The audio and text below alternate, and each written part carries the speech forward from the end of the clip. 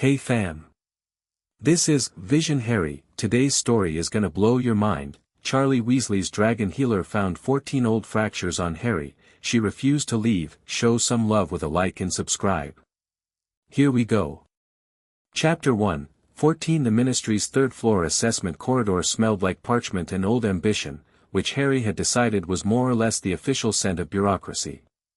It never changed.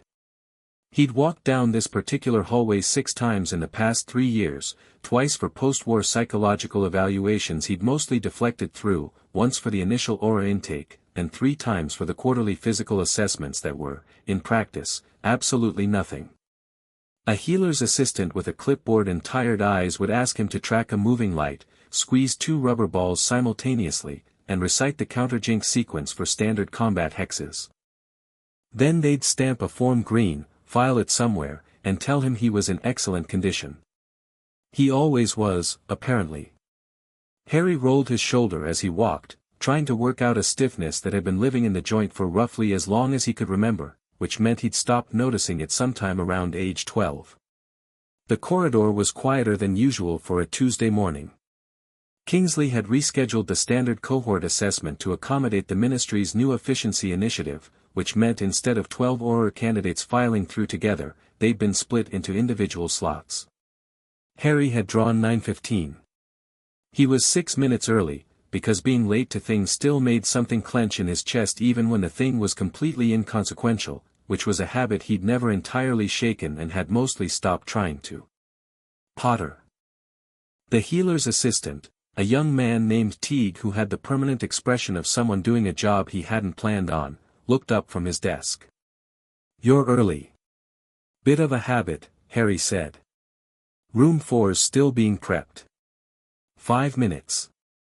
Harry dropped into the row of wooden chairs along the wall and stretched his legs out. His right knee made a sound it had been making for 3 weeks, since the training incident with Proudfoot that had involved a very specific combination of a knockback jinx and an unfortunately placed filing cabinet. He'd filed it under fine, probably, and moved on. The corridor was empty except for him and Teague, and then it wasn't, because the lift at the end opened with a cheerful ding and deposited Charlie Weasley into the hallway, laughing at something the person behind him had apparently just said. Harry sat up straighter, surprised. He hadn't known Charlie was in London. The last letter from the borough had mentioned something about the sanctuary having a clutch of Norwegian ridgeback eggs that needed monitoring, which usually meant Charlie went quiet for weeks at a time, absorbed into the particular obsessive focus that dragons apparently inspired in him. Charlie spotted Harry immediately, the way Weasleys always did, like they had some internal compass calibrated to people they decided belonged to them. His face broke open into a grin. "Harry. What are you doing down here?" "Assessment day," Harry said, standing. They clasped hands, did the brief half-hug that Charlie preferred. He smelled like wood smoke and something chemical that was probably dragon-adjacent. "I didn't know you were in town." "Flew in yesterday. Had to deliver some paperwork to the Dragon Research Division upstairs. There's a policy change coming about importing Welsh green eggs and apparently they need my signature on 300 documents." Charlie made a gesture that conveyed his feelings about paperwork with great economy. "You remember Mara?" Harry turned to the person who'd come in behind Charlie and found himself looking at a woman who was already looking at him with the particular focused attention of someone who notices things professionally. She was roughly Charlie's age, maybe a year or 2 older, dark-haired, wearing muggle clothes, dark trousers, a plain green jacket, with a healer's satchel over one shoulder that had the battered, well-used look of equipment that actually gets used. Her eyes were very dark and very direct, and she was, Harry noted with the part of his brain that catalogued potentially significant things, not smiling in the polite automatic way that most people smiled at him. "I don't think we've actually met," Harry said. "We haven't." She extended her hand. Her handshake was firm and brief, the handshake of someone who decided long ago that social warmth was fine but physical contact was a transaction that should be efficient. "Mara Voss.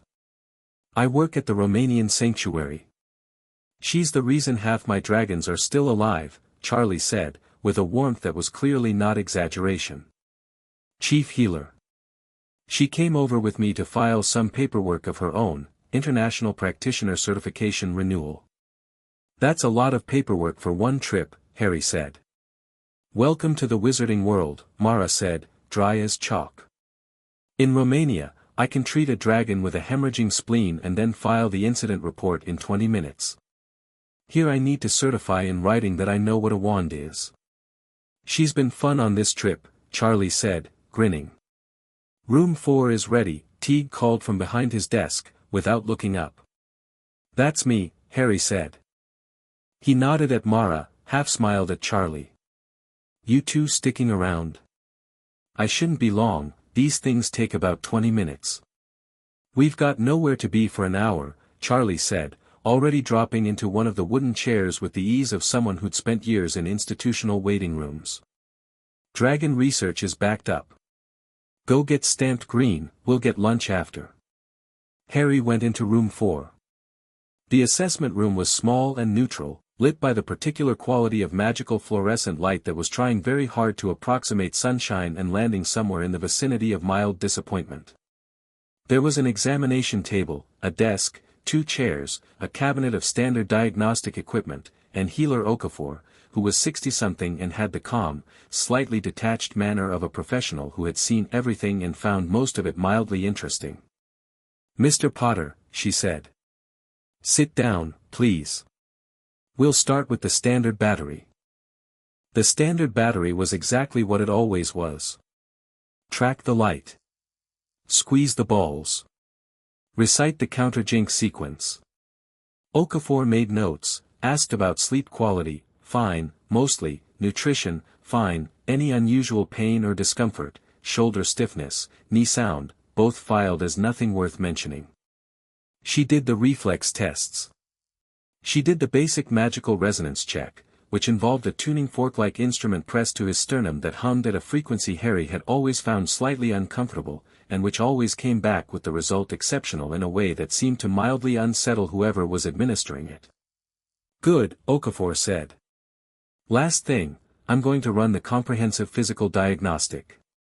New ministry protocol as of this quarter. Full skeletal and soft tissue scan. It takes about 4 minutes. That's new, Harry said.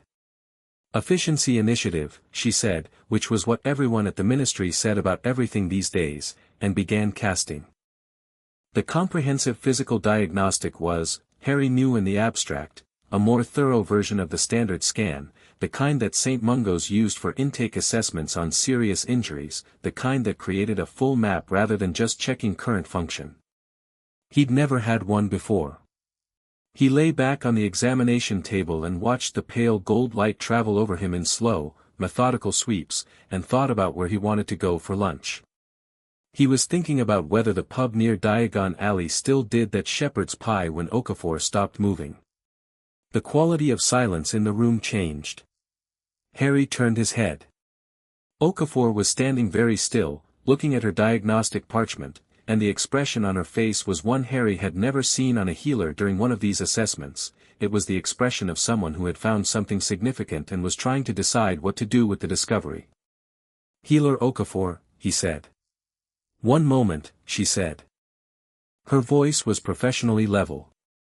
She was casting again, a second pass, different wand movement, the kind of confirmatory rescan that meant the first result had been unusual enough to question. The gold light swept him again, slower this time. When it finished, she looked at the parchment for a long moment. Then she said, Mr. Potter, I need to consult with a colleague before we finish today. Please wait here. Is something wrong? She met his eyes, and the deliberate steadiness in her expression was, paradoxically, more alarming than if she'd looked worried. Please wait here, she said again, and left. Harry sat up on the examination table and looked at the closed door and felt the old, familiar pre-something feeling settle into his stomach, the awareness that something was about to happen, the same feeling he'd had in the graveyard and the forest and 100 other places, quiet and specific and already resigned. He looked at his hands. They were steady. They always were. The waiting room had 2 people in it who were being very patient about waiting, and then Okafor came through the door with the focused stride of someone on a mission, clocked Charlie and Mara immediately, and said, "Mr. Weasley. Is Dr. Voss with you?" Charlie looked up from the Quidditch magazine he'd found. "She's right here, what's, Dr. Voss?" Okafor was already moving toward her. "I apologize for the unconventional approach. I understand you're a certified dragon healer with cross-species diagnostic training. Are you familiar with the skeletal resonance mapping protocol?" Mara had already set down the pamphlet she'd been pretending to read and stood up. "I use a variant of it on dragons twice a week." "What did you find?"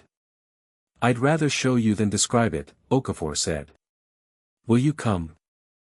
Mara looked at Charlie once, a brief, communicative glance that carried something Harry wouldn't have been able to read, and then she picked up her satchel and followed Okafor without hesitation.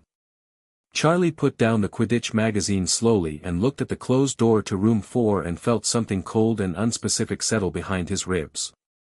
Harry had been sitting on the examination table for roughly 7 minutes, which wasn't very long in absolute terms but felt longer when you were in a small room with no windows and a growing awareness that the standard 20-minute assessment had taken a turn, when the door opened and Okafor came back with a woman he hadn't expected. Mara Voss looked at him the same way she'd looked at him in the corridor, with that direct, cataloging attention, and then she looked at the diagnostic parchment Okafor was holding, and something in her expression shifted in a way Harry couldn't quite name. Not pity. Not alarm. Something more like recognition, the way someone's face changes when they understand a language they didn't expect to hear. "Dr. Voss is a certified healer with," Okafor began. "We met in the hall," Harry said. "What's going on?" Mara was already setting her satchel on the desk and taking out her own equipment, a diagnostic set that was notably more worn than Okafor's, the instruments dark with use, a few of them clearly modified or hand-adapted in ways that suggested field improvisation. She looked up at him. "Do you mind if I run my own scan? I have a specific instrument for bone density and fracture mapping, I use it on ridgebacks mostly, but the principle is identical." "Fracture mapping," Harry repeated. "Okafor's scan found some irregularities," Mara said, with a directness that was somehow more respectful than euphemism would have been. "I want to get a better picture. It'll take about 3 minutes and it's completely painless." Harry looked at her. He'd been looked at by a lot of healers over the years, and he'd become good at reading the register of their attention, the professional distance, the efficient sympathy, the slightly complicated deference that most people settled into when they realized who he was. Mara Voss was doing none of those things. She was just looking at him like he was a patient and she was a healer, and those were the only relevant facts. "Go ahead," he said. Her instrument was different from anything he'd seen in a British wizarding context, longer than a standard wand, with a crystalline component at the tip that caught the light at angles, and she held it differently too, the grip more like a conductor's baton than a dueling stance. The light it produced was blue-white rather than gold, colder and sharper, and it moved in tight, specific patterns rather than the broad sweeps of the standard diagnostic. She was systematic. She started at his skull, worked down the spine, out along the collarbone, down each arm, across the ribcage, along the pelvis, down each leg. She took almost 5 full minutes rather than 3, which he suspected was because she was being more careful than she'd initially indicated, and she didn't speak while she worked, but her eyes moved between him and a small piece of parchment that was filling up with notation in a handwriting so compact it was almost a code. When she finished, she stood still and looked at the parchment for almost a full minute. "Dr. Voss," Harry said. She looked up. 14, she said. The words sat in the room. 14 what? He said, though he thought he already knew. Old fractures. Improperly healed. She held the parchment so he could see, and the notation meant little to him, anatomical shorthand, numerical density readings, but the sheer volume of it across the page meant something. 2 in the left arm, here and here. She touched her own forearm at the 2 points. 1 in the right arm. 3 ribs on the left side, 2 on the right. The left clavicle, that one was a bad break, it healed about 20 degrees out of alignment.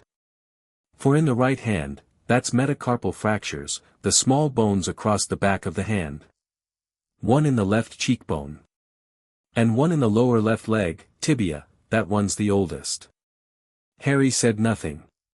The tibia fracture has decades of secondary calcification around it, Mara continued, and her voice was very steady, not because she was suppressing anything but because she had decided that steadiness was what the moment required.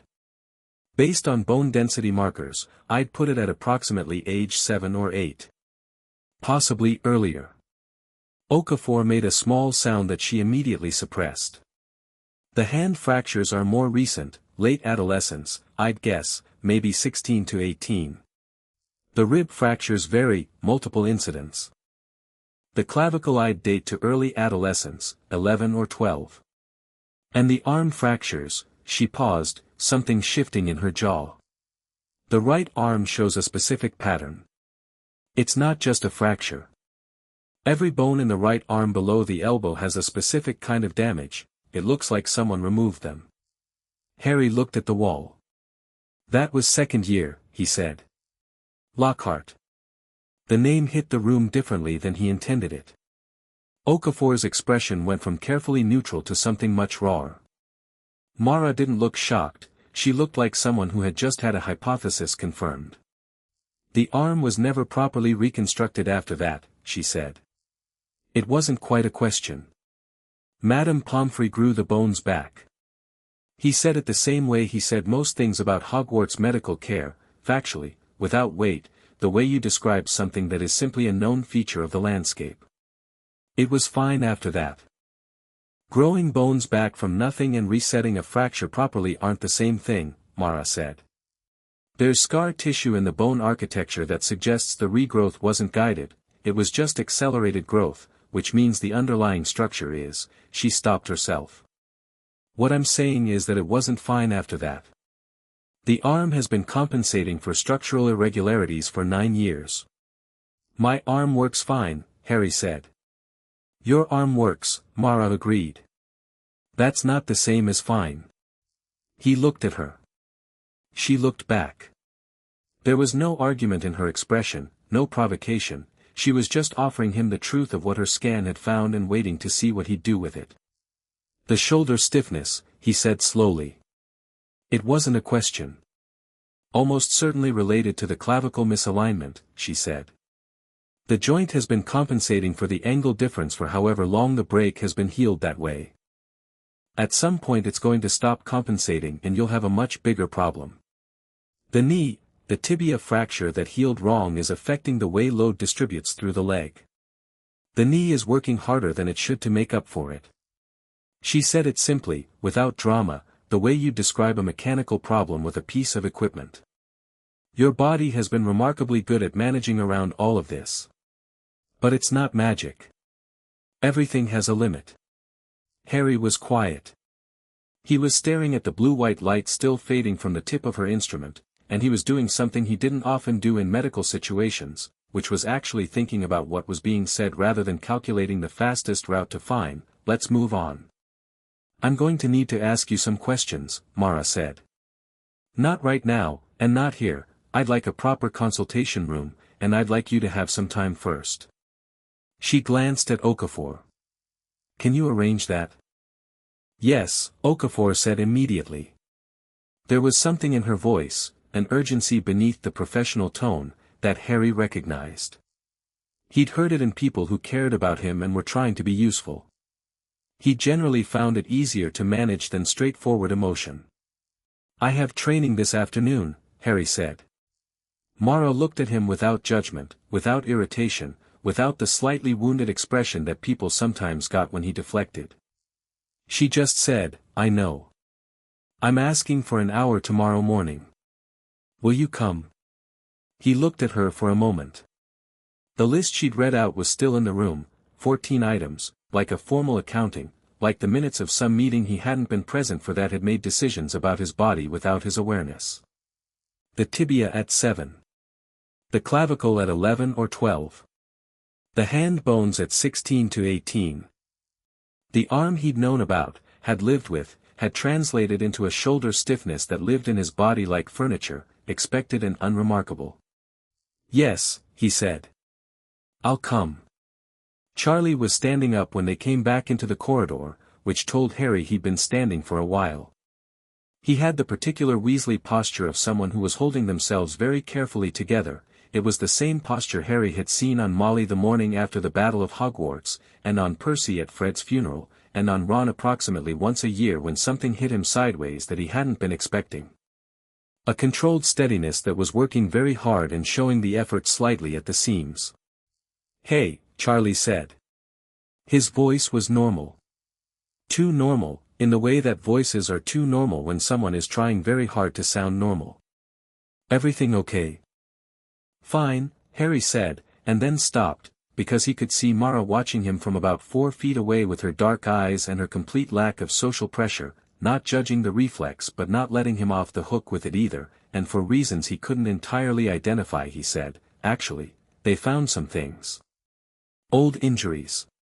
It's not a crisis," he added immediately, because he could see Charlie's face doing something alarming, "but Mara's going to do a proper consultation tomorrow." "It's fine." "What kind of old injuries?" Charlie said. "The old kind," Harry said, and then felt how that sounded. "Look, I'll tell you properly later. Not in a corridor. Come to the Burrow for dinner," Charlie said immediately. It wasn't a question. It was what Weasleys did when the ground shifted, they fed people. Harry opened his mouth to deflect, caught himself, and looked at Mara instead. "Are you staying at the Burrow?" "I'm at a hotel near Diagon Alley," she said. "Come to dinner anyway," Harry said. He wasn't sure why. It felt important, somehow, to have her nearby in a context that wasn't clinical. Like if she stayed in the vicinity, the 14 things she'd found would stay contextualized in her particular directness rather than growing in his head into something unmanageable overnight. Mara tilted her head. She seemed to be assessing him with the same precision she'd used on the scan, only the instrument was different. Then she said, "All right." The Burrow in early evening was always the same kind of warm, layered and specific, the warmth of a house that had more heart than space and had decided long ago that this was the better arrangement. The smell was Bill's old Quidditch jacket still hanging by the door and the specific spice profile of Molly Weasley's cooking and the perpetual faint wood smoke from a fireplace that ran most of the year regardless of the weather because some traditions are structural rather than practical. Molly was at the stove when they arrived and she turned and immediately began feeding people, which was her primary language and she deployed it fluently without pausing to ask questions. Ginny was at the kitchen table with a Prophet sports section she was marking up with aggressive editorial commentary. Arthur was in his workshop and could be heard making the specific sounds of someone who had acquired a new Muggle object and was enthusiastically failing to understand it. "Harry," Molly said, with the warmth she always deployed, and then she looked at his face and said, "What happened?" Because Molly Weasley could read the frequency of trouble in the people she'd decided were hers, and she was very good at it. "Long assessment day," Harry said. "This is Mara Voss, she works with Charlie at the sanctuary." "I've heard a great deal about you," Molly said, pivoting to Mara with the instinctive hospitality of a woman who had been housing strays for decades and found she had no objection to it. "Charlie talks about you constantly." "I'm aware," Mara said. "He talks about you constantly too." Molly looked profoundly satisfied by this and handed Mara a cup of tea as a form of formal welcome. Ginny looked up from her Prophet, clocked Mara with the quick appraising attention she'd inherited from her mother, and said, "Dragon healer. Charlie's mentioned you." "Everyone's mentioned everyone, apparently," Mara said, and sat down at the kitchen table with the ease of someone who was comfortable in functional spaces. Dinner happened the way Burrow dinners always happened, with too much food and overlapping conversations and Arthur coming in from the workshop with the grease of good intentions on his hands and the genuine warmth of a man who was pleased to see everyone at his table. George arrived halfway through with a bag of test products and a grin that was the kind of grin that made Harry feel simultaneously like laughing and like crying, the bittersweet specific ache of watching someone be happy and brave. Harry was quieter than usual and the Weasleys, who had known him long enough to know the particular texture of his quiet, mostly let him be. Charlie sat next to Mara and they talked in the low, shorthand way of two people who worked together closely enough to have developed an efficient communication channel. It was after dinner, when Arthur had retreated back to his workshop and Molly was refusing help with the dishes by the simple expedient of doing them very quickly before anyone could offer, and George had left and Ginny had gone to call her boyfriend, and Harry and Charlie and Mara were sitting in the garden with tea going cold in their cups, that Charlie said, "Tell me." Harry looked at the garden. It was the golden hour, the sky the color of something that wanted to be said. 14 fractures, he said. Old ones. Improperly healed. Charlie was quiet for a beat. Then, where? Harry listed them. He did it the same way Mara had, methodically, without dramatizing, just the locations and the approximate ages, the same inventory she'd given him. The tibia at 7 or 8. The clavicle at 11 or 12. The ribs across multiple incidents. The hand bones. The arm. Charlie's jaw tightened progressively through the recitation and by the end it was very tight indeed. "Harry," he said. "It's fine," Harry said. Stopped himself again. Looked at Mara, who was watching him with that same patient absence of pressure. "I know that it's not nothing," he said instead. "I just don't quite know what it is yet." "It's evidence," Mara said quietly, "that you've been hurting for a long time and nobody checked." The sentence sat in the garden air. A bird said something brief and conclusive from the hedge. Harry looked at his hands. The right one, the one with the 4 metacarpal fractures, healed wrong across the back of it, bones that had cracked and knit without help at 16, 17, 18, during the years of the war when his hands were doing things hands shouldn't have to do, looked completely normal from the outside. Steady. Functional. "I didn't know," he said. And then, more slowly, I knew things hurt sometimes. My shoulder. My knee. I just thought that was normal, Charlie said. Yeah. The word landed softly, and what it carried under it was more than the word itself, the entire architecture of having learned a version of the world in which pain was weather, something you noted and moved through rather than something that meant you needed help. "The consultation tomorrow," Mara said, "I'm going to need to ask you about the specific history. Not just the magical injuries, the Muggle history too." She said it without flinching from what she meant. "The pattern of the injuries tells a partial story. I need the context." Harry was quiet. The garden was doing its golden hour thing, indifferent and beautiful. "I know," he said. "You don't have to do anything you don't want to do," she said. "But I want to be clear about what I think this is." She set her teacup down on the garden wall. "I've been working at the Dragon Sanctuary for 6 years. Dragons can't lie about how they got hurt. When I do a scan on a dragon that's come in injured, the bones tell me exactly what happened, the angle of impact, the force, the frequency. Whether it was one incident or repeated ones. Whether the injury was treated or left to manage on its own." She paused. "Bones are honest. And your bones have been telling a story for 21 years that no one has read." Charlie made a sound that wasn't quite language.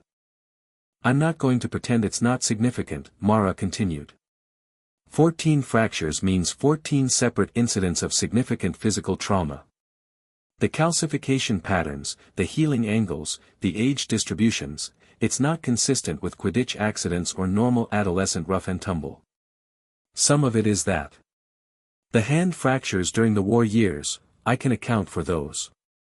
But the early ones, the tibia at 7, the clavicle at 11 or 12, she stopped. "Harry. The clavicle fracture healed at 20 degrees out of alignment. That doesn't happen when someone falls off a broom and gets prompt medical attention. That happens when someone falls and doesn't get medical attention. When nobody asks." Harry breathed. The evening was cooling around them, the garden going blue-gray at the edges. "Nobody asked," he confirmed. "It came out smaller than he intended, or maybe exactly as small as it was." Charlie's hand came down on his shoulder, careful of the shoulder he now knew had been working wrong for years, and stayed there. Harry looked at Mara. "The consultation tomorrow," he said. 8 o'clock. Tell me where. I'll arrange a room at St. Mungo's, she said. Somewhere private. She held his gaze. I want you to know that whatever we find, whatever we talk about, it doesn't leave the room without your permission. That's not a professional courtesy, it's a commitment. Your file, your story. Your call, what happens with it. Harry nodded slowly. And I want you to know one other thing, she said. She picked up her teacup again, looked at it, set it back down. I came to London to file paperwork for my certification renewal. I was supposed to fly back to Romania on Thursday. She glanced at him, direct as always. I'm going to reschedule that.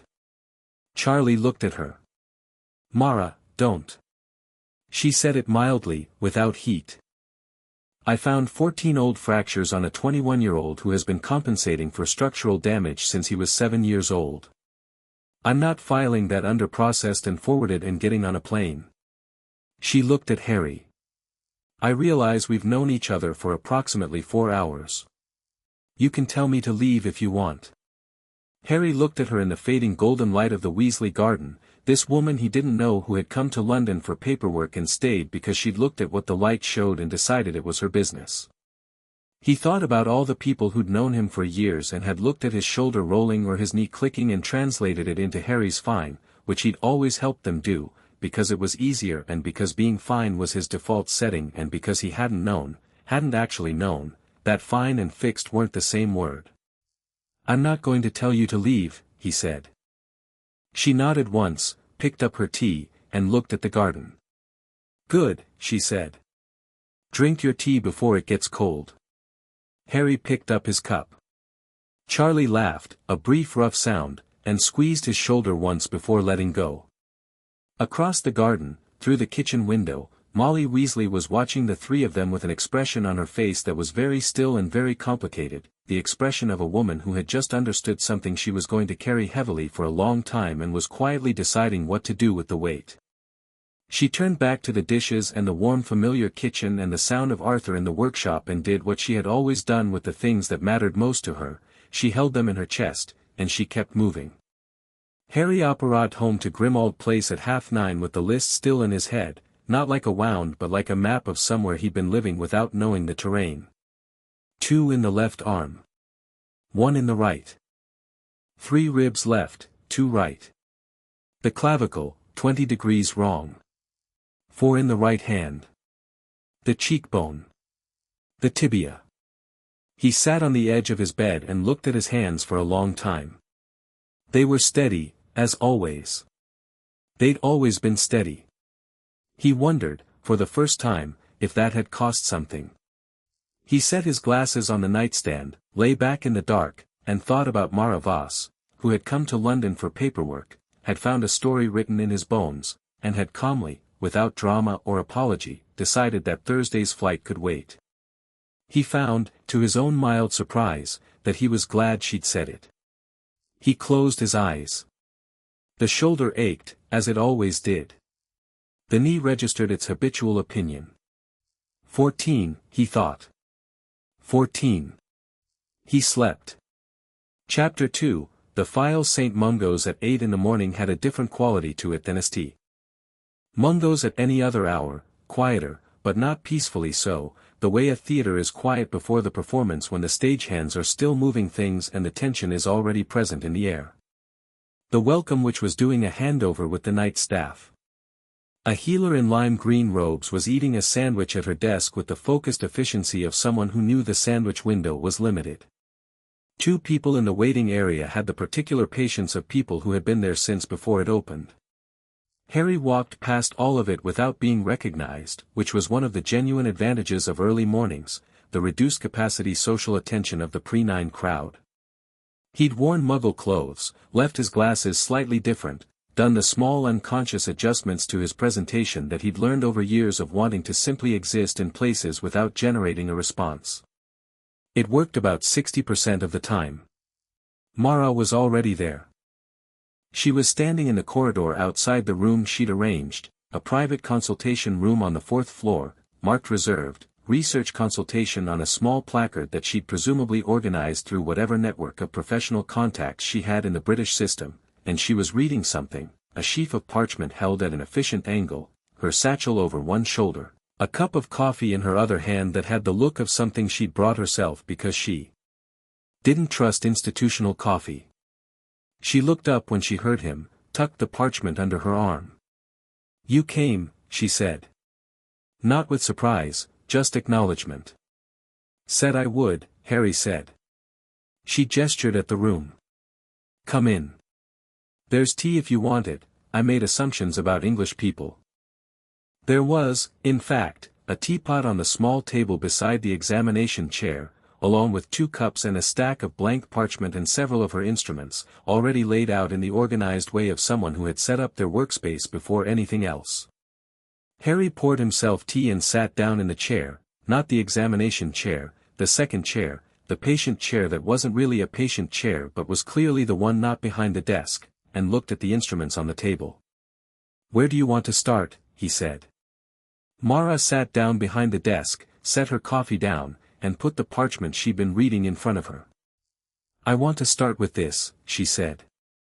"I requested your St. Mungo's file last night." Harry looked at the parchment. Can you do that? You're not British licensed." "I filed my certification renewal yesterday," she said. "I'm in a technical registration period, which gives me read access to patient files for consultation purposes. It's a gap in the paperwork system that they'll probably close eventually." She said it with perfect neutrality, neither apologetic nor triumphant, the tone of someone who understands administrative systems well enough to navigate their edges. "I wanted to see your history before we talked." "And?" She turned the first page toward him. "Your file is very thin, Harry." He looked at it. She was right. The parchment stack was modest in a way that was conspicuous, given that he was 21 and had spent 11 years in one of the most dangerous magical environments in Britain. "I've mostly been healthy," he said. "You've mostly been treated at Hogwarts," she corrected, not unkindly. "Madame Pomfrey's records went to the school archive, not to St. Mungo's central records. There's no transfer protocol, it's a known gap in the system, has been for decades. So your official medical file begins at 18. She turned another page. Post-war intake evaluation. Standard battery. Result, exceptional magical health, minor soft tissue contusions consistent with combat, cleared for active duty. She looked up. Nobody ran a full skeletal scan at intake. I would have remembered that, Harry said. Yes. They ran standard function checks. Not imaging. She set the parchment down. The question I kept asking myself last night, looking at this file, is not how you ended up with 14 improperly healed fractures. The question is how nobody found them sooner. She paused. You were at Hogwarts for 7 years. You were in and out of the hospital wing regularly. I found 5 documented admissions in Pomfrey's supplementary report that got attached to your file during the post-war documentation review. Do you know what those 5 admissions have in common? Harry turned his cup in his hands. Tell me. Every single one is for an acute magical injury. A curse, a creature attack, the Quidditch incidents.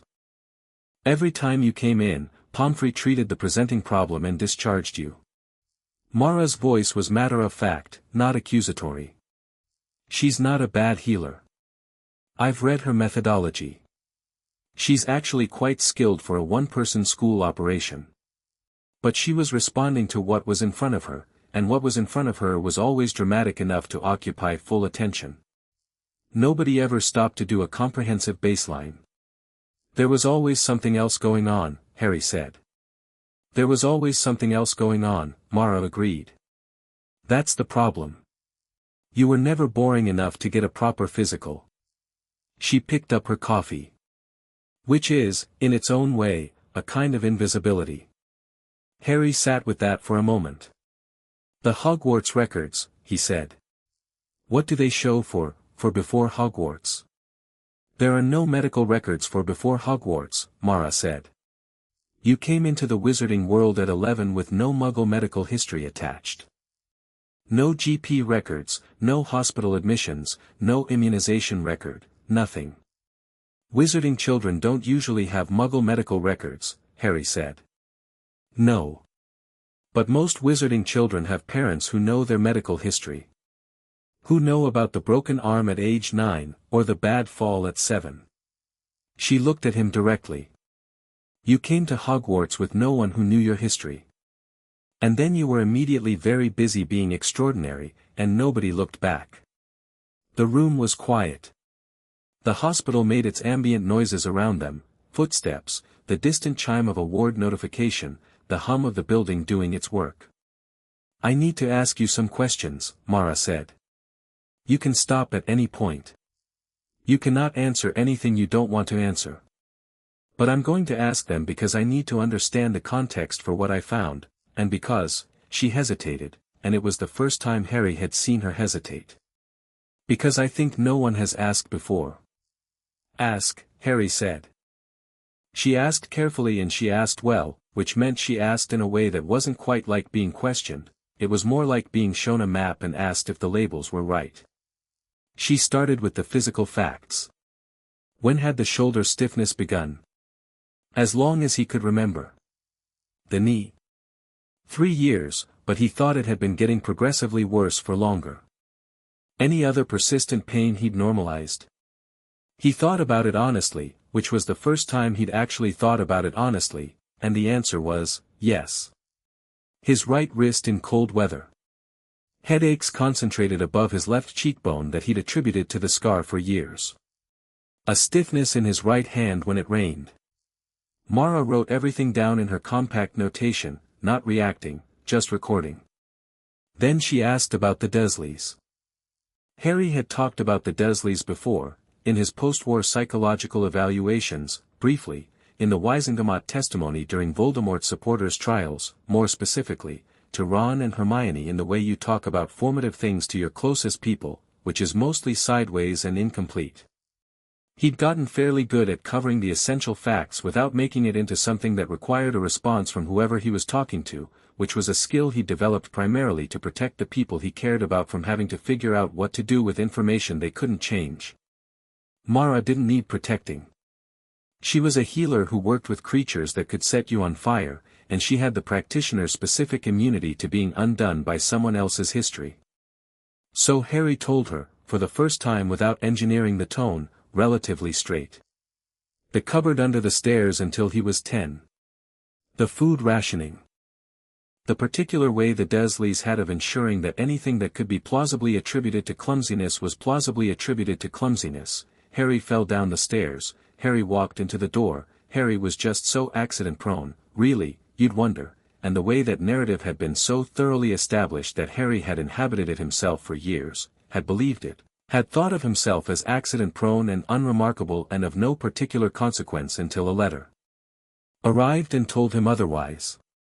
He told her about the summer after second year, the bars on the window, the cat flap in the door, the padlock, and the particular quality of hunger that goes from uncomfortable to ambient to the new normal over the course of a few weeks. He told her about Aunt Petunia and the frying pan, not as a dramatic revelation but as a fact, the way you'd mention weather.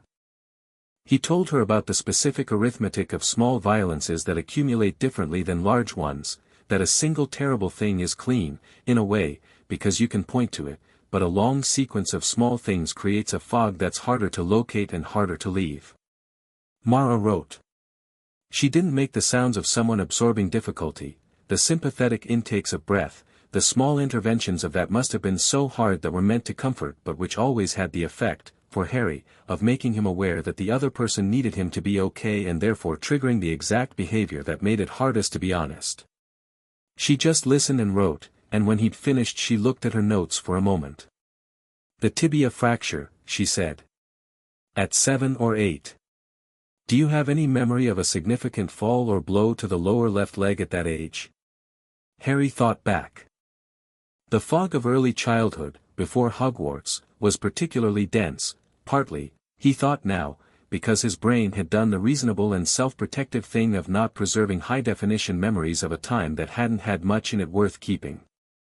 But there was something, a specific memory that surfaced when he reached for it, not dramatic, just present. "I fell off a bicycle," he said slowly. "I must have been 7. It wasn't even my bicycle, it was Dudley's. I'd borrowed it without asking, and I fell, and my leg hurt, but I didn't say anything because I'd borrowed it without asking." Mara wrote that down. "And nobody noticed you were limping?" He looked at her. The question didn't require an answer. She moved on. They were an hour and 20 minutes in when the knock came at the door, 2 sharp, business-like raps that had an administrative quality to them, the knock of someone who considered knocking a formality rather than a genuine request for permission. Mara looked up. "Come in." The man who entered was tall, in his late 50s, with the well-maintained appearance of someone who exercised for professional reasons as much as personal ones. His lime green healer's robes were a slightly better cut than standard, which was a signal Harry had learned to read over 3 years at the ministry. He had the silver badge of the Healing Council on his lapel, not just a healer's badge, the administrative tier. "Dr. Voss," he said, with the warm authority of someone who used warmth as a management tool. "Good morning. I'm Aldous Pemberton, Director of the Healing Council. I hope I'm not interrupting." "You are," Mara said. "This is a patient consultation." Pemberton smiled with professional unrufflement. "Of course. I won't keep you." His eyes moved to Harry with the fractional shift of someone recalibrating their approach. "Mr. Potter. Good morning. Back to Mara. I understand you've been conducting some independent diagnostic work. I wanted to introduce myself and offer the Council's full support for any follow-up treatment Mr. Potter might need." "That's very prompt," Mara said. "The consultation was yesterday." "The ministry takes the well-being of its staff very seriously," Pemberton said, with a smoothness that had been applied so many times it had become load-bearing. "Particularly staff who have made the kinds of contributions Mr. Potter has made. We were informed of the assessment findings and wanted to ensure proper institutional support was." "Who informed you?" Harry said. A brief pause. Pemberton's smile remained deployed. "Standard procedure. Any significant diagnostic finding in a ministry employee is flagged to the relevant welfare. Yesterday was a routine assessment," Harry said.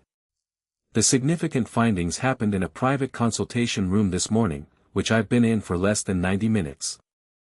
He was watching Pemberton with the patient attention he used in Auror training, the attention that wasn't hostile, just accurate. "So either someone at this hospital told you before they told me, or someone at the ministry flagged the preliminary assessment before a formal report was filed. Either way, standard procedure isn't what I'd call it." Pemberton looked at him for a moment with something that was almost appreciation, the specific respect a skilled player has for someone who has just demonstrated that they can read the board. Then the smoothness re-established itself. "I understand there may be some questions about the procedural. There are quite a lot of questions," Mara said. She had set down her pen and was watching Pemberton with the same quality of attention Harry had noticed yesterday, the kind that processed rather than reacted. "What's the specific concern, Director?" "Because you came up here personally at 8:15 in the morning, which suggests this isn't a welfare visit." "It's completely a welfare visit," Pemberton said pleasantly. "Then it can wait until the consultation is finished." Mara gestured at the door. "I'll find you afterward."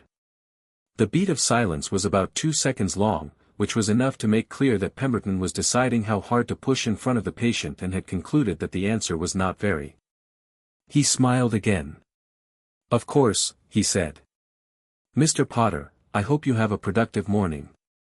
"Dr. Voss, it was a pleasure." He left.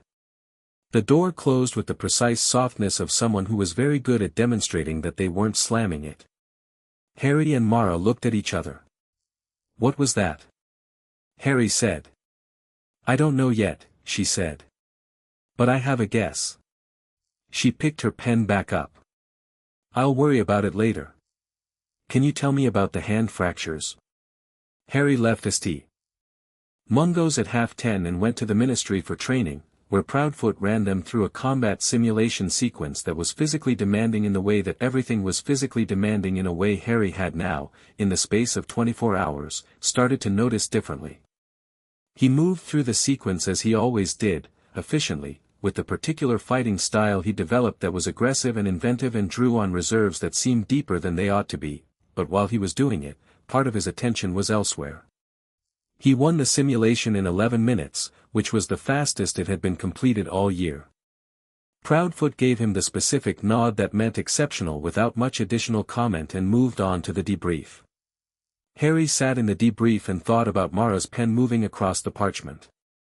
The notation filling up. The way she'd said your bones have been telling a story for 21 years that no one has read, which was the kind of sentence that got into your head not because it was dramatic but because it was right, and things that are right have a way of vibrating at a frequency you can feel in your chest. He thought about the Dursleys. He didn't, as a rule, spend a lot of time thinking about the Dursleys. They were a chapter, concluded, the kind of past that you put in a box not because the box is sufficient to hold it but because carrying it open-handed all the time is impractical. He'd thought about them enough. He'd processed what he was going to process. He'd forgiven what he was going to forgive and declined to forgive the rest and moved on. But there was something different about this particular revisitation, because it came with evidence. Physical evidence. A tibia that had healed wrong for 14 years. A clavicle still 20 degrees off. The 4 small bones in his right hand that had cracked at 16, 17, 18, in the years of the war when he'd been doing things no one should have had to do at 16, 17, 18, and no one had been there to say let me see that, let me fix that, let me make that better. After training, he went to Hermione's office. Hermione worked for the Department of Magical Law Enforcement in a role that was technically junior deputy but practically meant she did whatever needed doing that required someone extremely competent and not prone to political panic.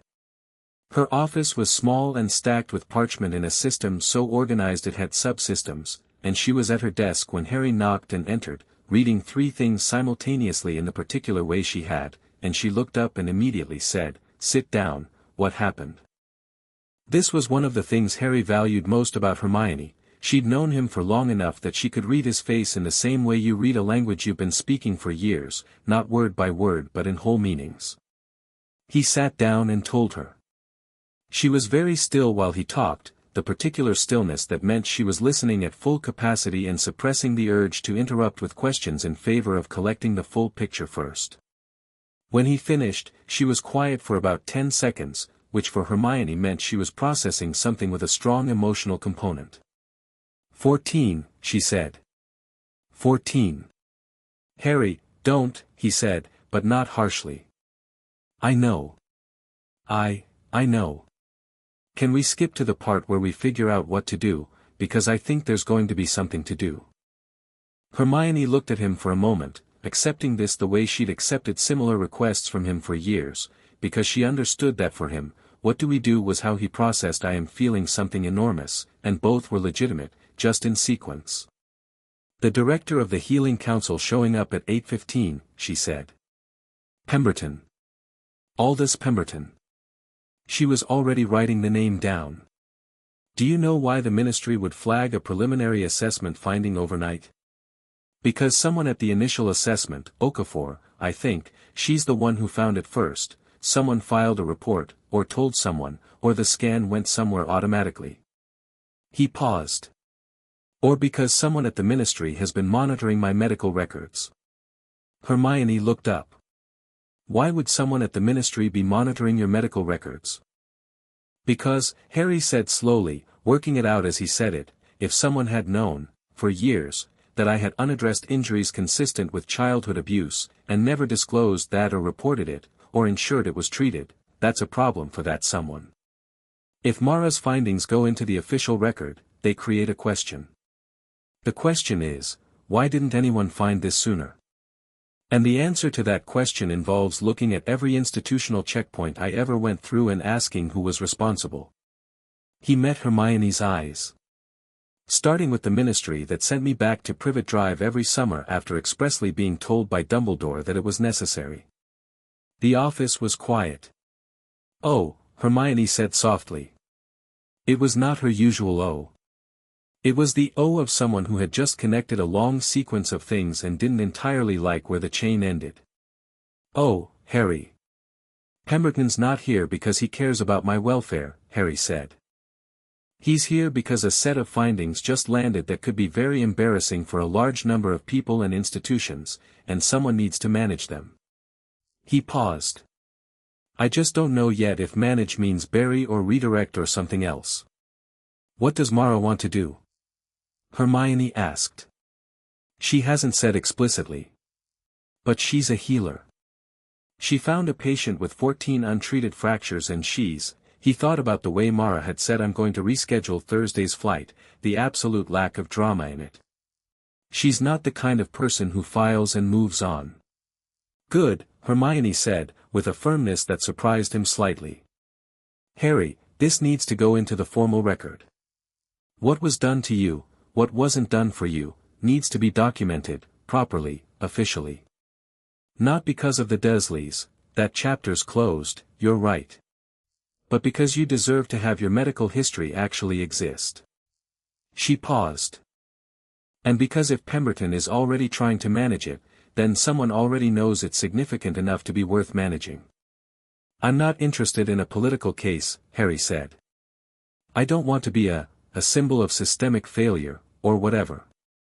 I just want," he stopped. "What?" Hermione said quietly. "I want my shoulder to stop hurting," Harry said, and it came out so simply that it sat between them for a moment like something very true and very small and very large simultaneously. "And I want somebody to actually fix it this time. Properly." Hermione blinked very quickly twice, which was her equivalent of crying. "Then let's make sure Mara gets to do that," she said.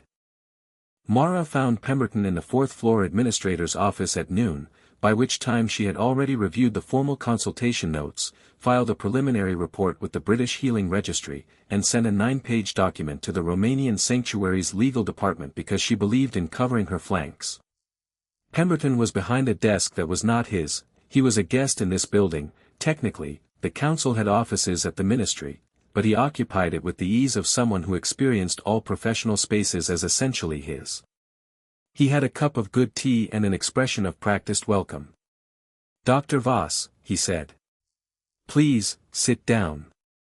Mara sat down. She had her satchel and her own file and the neutral alert expression she used in environments that were trying to be more comfortable than they were. "How was the consultation?" Pemberton asked. "Productive," she said. "Good, good. I hope Mr. Potter found it helpful." He steepled his fingers in the way of someone about to approach a topic sideways. "You know, Britain has an extraordinary network of healers who specialize in magical trauma recovery. Post-war practitioners with very specific, I'm sure it does," Mara said. "I'd like to talk about the preliminary report." A slight shift in his manner, still warm, just adjusted. "Of course.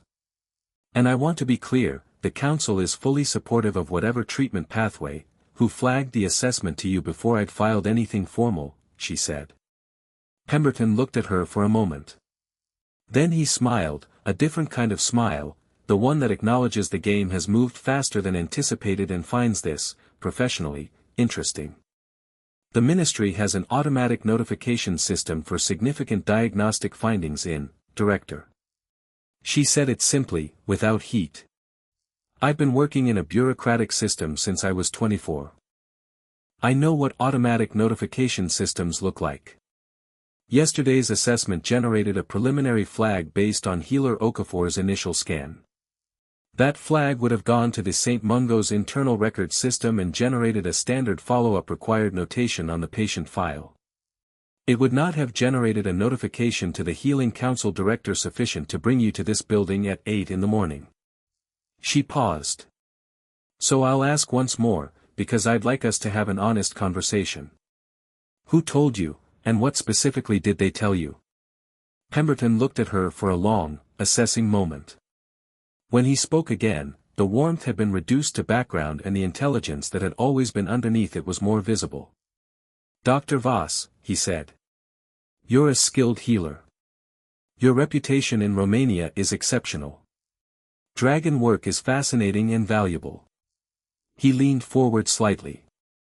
What you found yesterday is significant. I don't dispute that. Mr. Potter's health and history are matters of genuine concern. But I think you may not fully appreciate the context in which those findings sit. Explain it to me, she said. Harry Potter is not simply a patient with an undisclosed medical history, Pemberton said. He's a figure around whom the stability of the British wizarding world has organized itself for the better part of 3 decades. The findings you've documented, if they enter the public record in an unmanaged way, have the potential to create questions, legitimate questions, I want to be clear, questions that have real answers, but questions whose answers implicate institutions and individuals who have contributed enormously to the reconstruction of this community. He paused. I'm asking you to consider whether the formal reporting pathway is the right one, or whether a private, properly supervised treatment program. I'm going to stop you there, Mara said. He stopped. I understand the argument, she said. It's a good argument, actually, it's coherent, it's not entirely self-serving, and I can see that you partially believe it. She set her file on the desk. Here's my counter-argument. I'm not a political healer. I work with dragons. You know why I work with dragons? Because they can't be managed. They can't be told that their injury is inconvenient for someone else's narrative. They either get proper treatment or they die, and the only way to provide proper treatment is to look honestly at what you find. She looked at him without anger, just with the same precise attention she gave everything. I found what I found. It's in my preliminary report, which is already filed. The treatment pathway is Harry Potter's decision, not mine and definitely not yours. Pemberton was quiet for a moment. The Council has the authority to classify medical findings that relate to ongoing security. Harry Potter is not an ongoing security matter, Mara said. He's a patient who has been in pain for 21 years. You can talk to your lawyers about classification authority. I'm going to talk to my patient about his treatment options. She stood, picked up her satchel. If you want to be useful, Director, and I mean genuinely useful, not institutionally useful, figure out why a child came into the British wizarding school system at age 11 with no medical history attached, was treated there for 7 years without a comprehensive baseline physical, and left with 14 fractures nobody found. She paused at the door.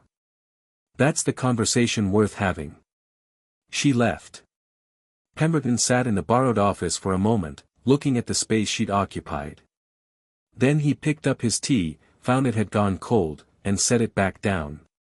He reached for a piece of parchment and began writing a letter. Charlie was waiting for Mara outside St.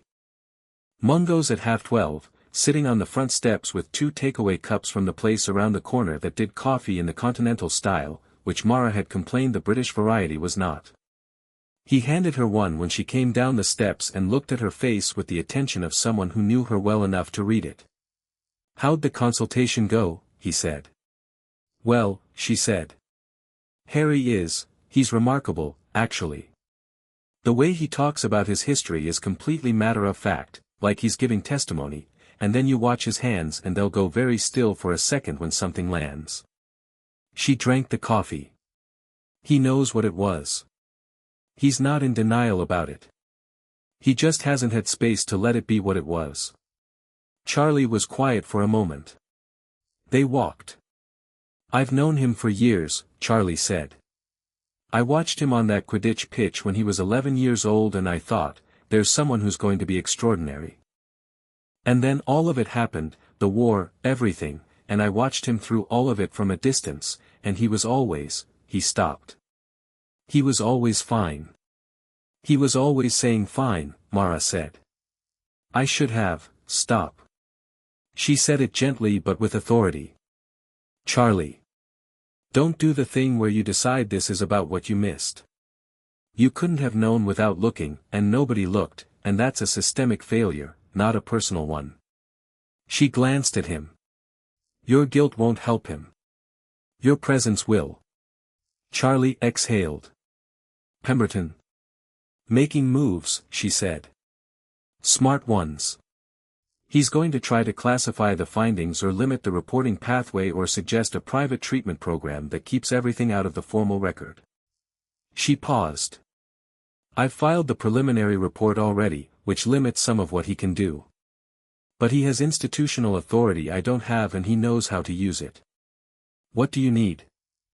Mara looked ahead down the street, thinking in the focused way she thought, not visibly working through it, just arriving. I need to build a case that's airtight before he builds a wall around it, she said. Which means I need Harry's Hogwarts medical records, the full archive, not the summary. I need the post-war intake evaluation original documentation. And I need someone who can tell me whether there is, in British wizarding law, a formal obligation to report suspected childhood abuse identified in a medical context. Hermione, Charlie said immediately. I assumed as much, Mara said. Can you arrange that? I'll call her this afternoon. Mara nodded. She drank the rest of her coffee and looked up at the sky over London, which was doing its characteristic ambivalent thing, half-hearted cloud cover, neither committing to rain nor fully allowing sun, the city's meteorological personality expressing itself. I was supposed to fly home Thursday, she said. I know, Charlie said. I'm sorry about the sanctuary, don't apologize, she said. I'm not. She crumpled the coffee cup, looked at it. I told Harry this morning that his bones have been telling a story for 21 years. That's true. But what I didn't say, she was quiet for a moment. What I didn't say is that stories that go untold for that long don't just disappear. They accumulate. They build pressure. And eventually they show up in whatever form they can, a stiff shoulder, a clicking knee, a collapse in an assessment corridor. Charlie said nothing. He didn't need to. He collapsed yesterday, Mara said quietly. He was in that assessment room and something in his body finally made enough noise that it couldn't be translated into fine anymore. She looked at Charlie. That means he's been holding this together through sheer functional stubbornness for a very long time. And he can keep doing that, he probably could for years more. He's strong enough. She paused. But he doesn't have to. They walked in silence for a bit, through the lunch-hour crowd on the pavement outside the hospital, people moving with the purposeful slightly too fast energy of a city at midday. You're not going home Thursday, Charlie said. It wasn't a question. No, Mara said. I'm not going home Thursday. Charlie nodded. There was something in his expression, something warm and careful and also slightly complicated, in the way that expressions are when a person you care about does something that costs them something and also is completely right. The Burrows got a spare room, he said. Mara made a small sound that might have been amusement. I've got a hotel. The Burrows got a spare room, he said again, with the Weasley specificity that meant the offer was structural and not to be deflected. Mara looked at him. Then she said, fine. Good, Charlie said. He put his hands in his jacket pockets and looked ahead. Mum will make you breakfast. I don't need, she'll make it anyway, he said. You cannot need it as much as you want. It'll still appear. Mara looked faintly amused. Is that what it's like? Living in that house? More or less, Charlie said. You stop fighting the current around day 3. Then it's actually quite good. They turned the corner, heading back toward the ministry where both of them had more paperwork to file and a case to build and a director to outmaneuver, and the city moved around them in its ordinary way, not knowing and not needing to know that something important had started, carefully, methodically, without drama, the way the best things often do. That evening, Mara sat at the desk in Charlie's old room at the Burrow. She had, in the end, accepted the spare room with the minimum of further resistance, and laid out everything she had. The preliminary report. Harry's thin official file. Her consultation notes. The instrument readings. The fracture map she'd drawn by hand, a full skeletal diagram with each of the 14 marked in red with dates, angles, healing quality. She looked at it for a long time. Then she turned to a fresh piece of parchment and began writing the formal case document, starting from the beginning, starting from what the bones said, starting with the oldest fracture, the tibia, age 7, a child who fell off a borrowed bicycle and said nothing because he'd borrowed it without asking. She wrote carefully, precisely, completely, the way you'd write a story that had been waiting a long time to be told. Below her in the kitchen, Molly Weasley was making tea she hadn't asked for, and the burrow was doing its particular thing of being warm in the specific way of a house that has decided that warmth is its primary obligation, and outside the window the garden was dark and quiet and entirely indifferent to what was coming. Mara wrote on. Chapter 3, What Bones Remember. The Hogwarts Medical Archive was kept in a sub-basement of the school that most people didn't know existed, which was appropriate because most people at Hogwarts didn't know most things about Hogwarts, the castle being an entity that disclosed information on its own timeline and according to its own logic.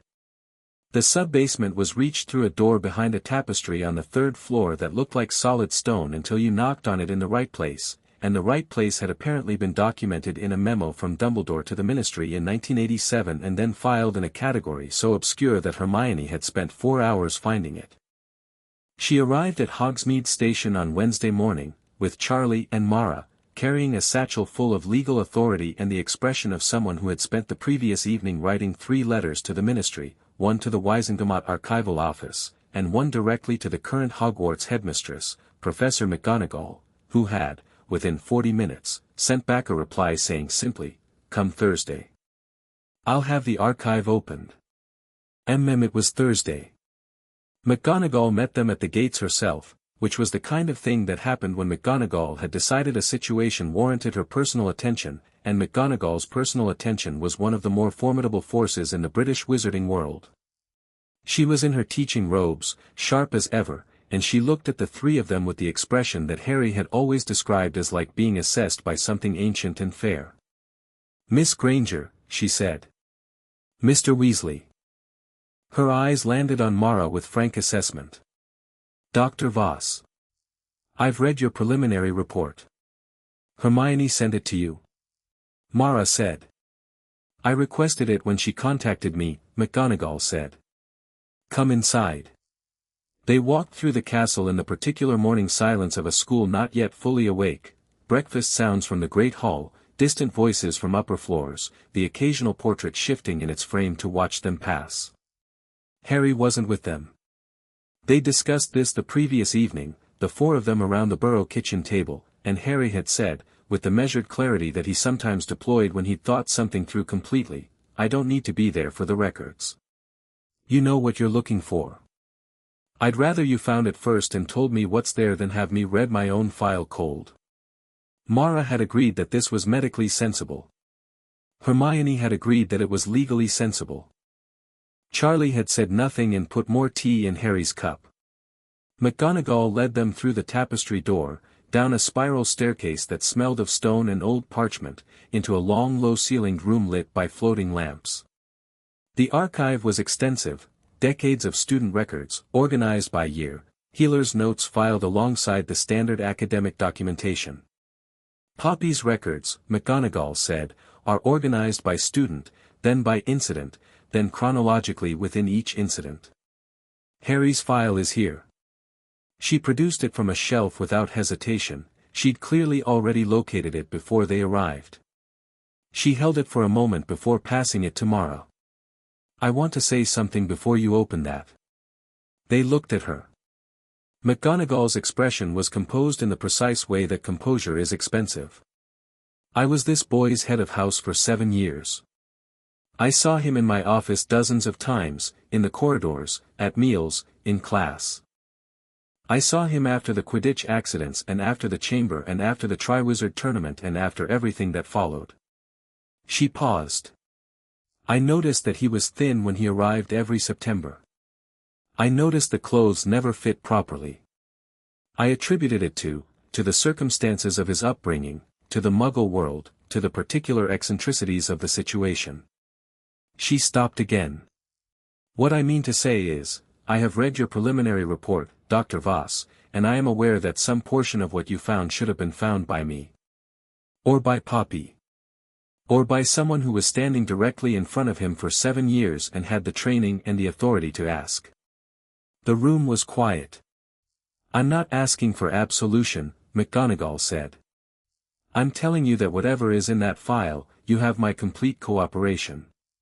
Anything you need from this castle or from me, you have it." Mara looked at her for a moment. "Thank you," she said, and she meant it without qualification. McGonagall nodded once. "I'll be in my office. Send word if you need anything." She left. The three of them looked at the file in Mara's hands. "Right," Hermione said, pulling out her own parchment. "Let's see what's there." What was there was both more and less than they'd expected, and the combination was its own kind of answer. The less, in 7 years, Harry had been formally admitted to the hospital wing 11 times. 11 admissions for a student who had faced a mountain troll, a 60-foot basilisk, 100 dementors, a dragon, a graveyard resurrection, and a sustained Death Eater infiltration of the school was, as Mara observed while reading, statistically improbable. He was treated informally at least a dozen more times that aren't in the formal record, Hermione said, reading Madame Pomfrey's supplementary notes. Pomfrey has a secondary log, it's not part of the official file, it's her own working notes. She records things she assessed but didn't formally admit. She paused. "Some of these entries are, Charlie, look at this one." Charlie leaned over. He read the entry dated October of Harry's 3rd year, read it again, and then straightened up and looked at the wall for a moment. "What does it say?" Mara asked. "Dementor exposure at Quidditch match," Hermione read. "Student fell from significant height, caught by staff.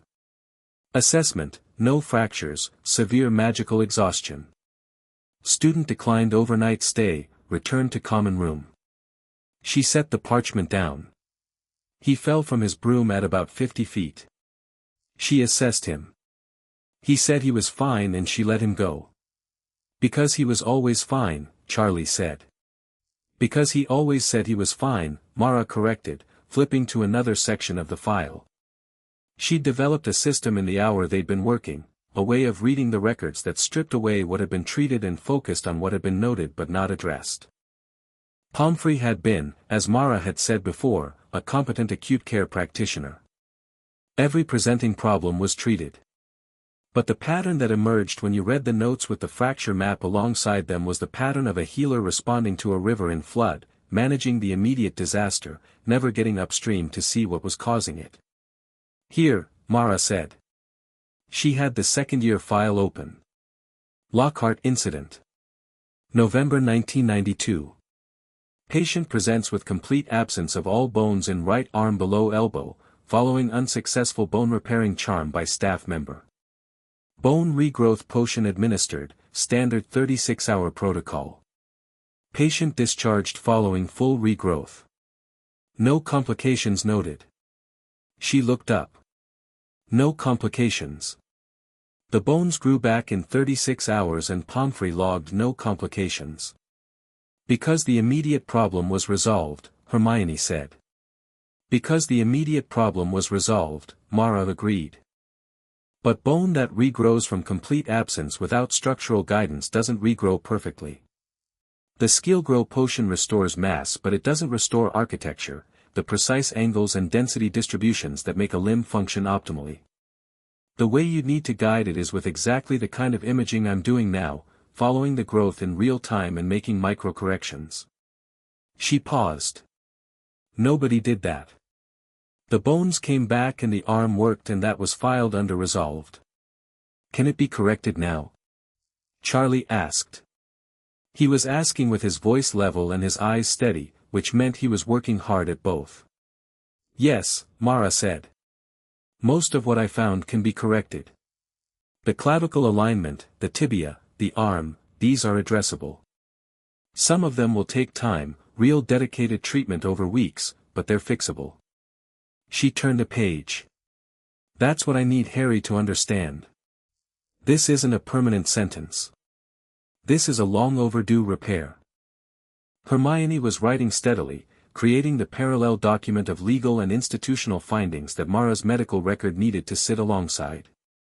She had the focused expression of someone constructing an argument, which she was, the argument that a pattern of identified but unaddressed injuries in a minor, across multiple institutions and multiple years, constituted not a series of individual oversights but a systemic failure of the duty of care.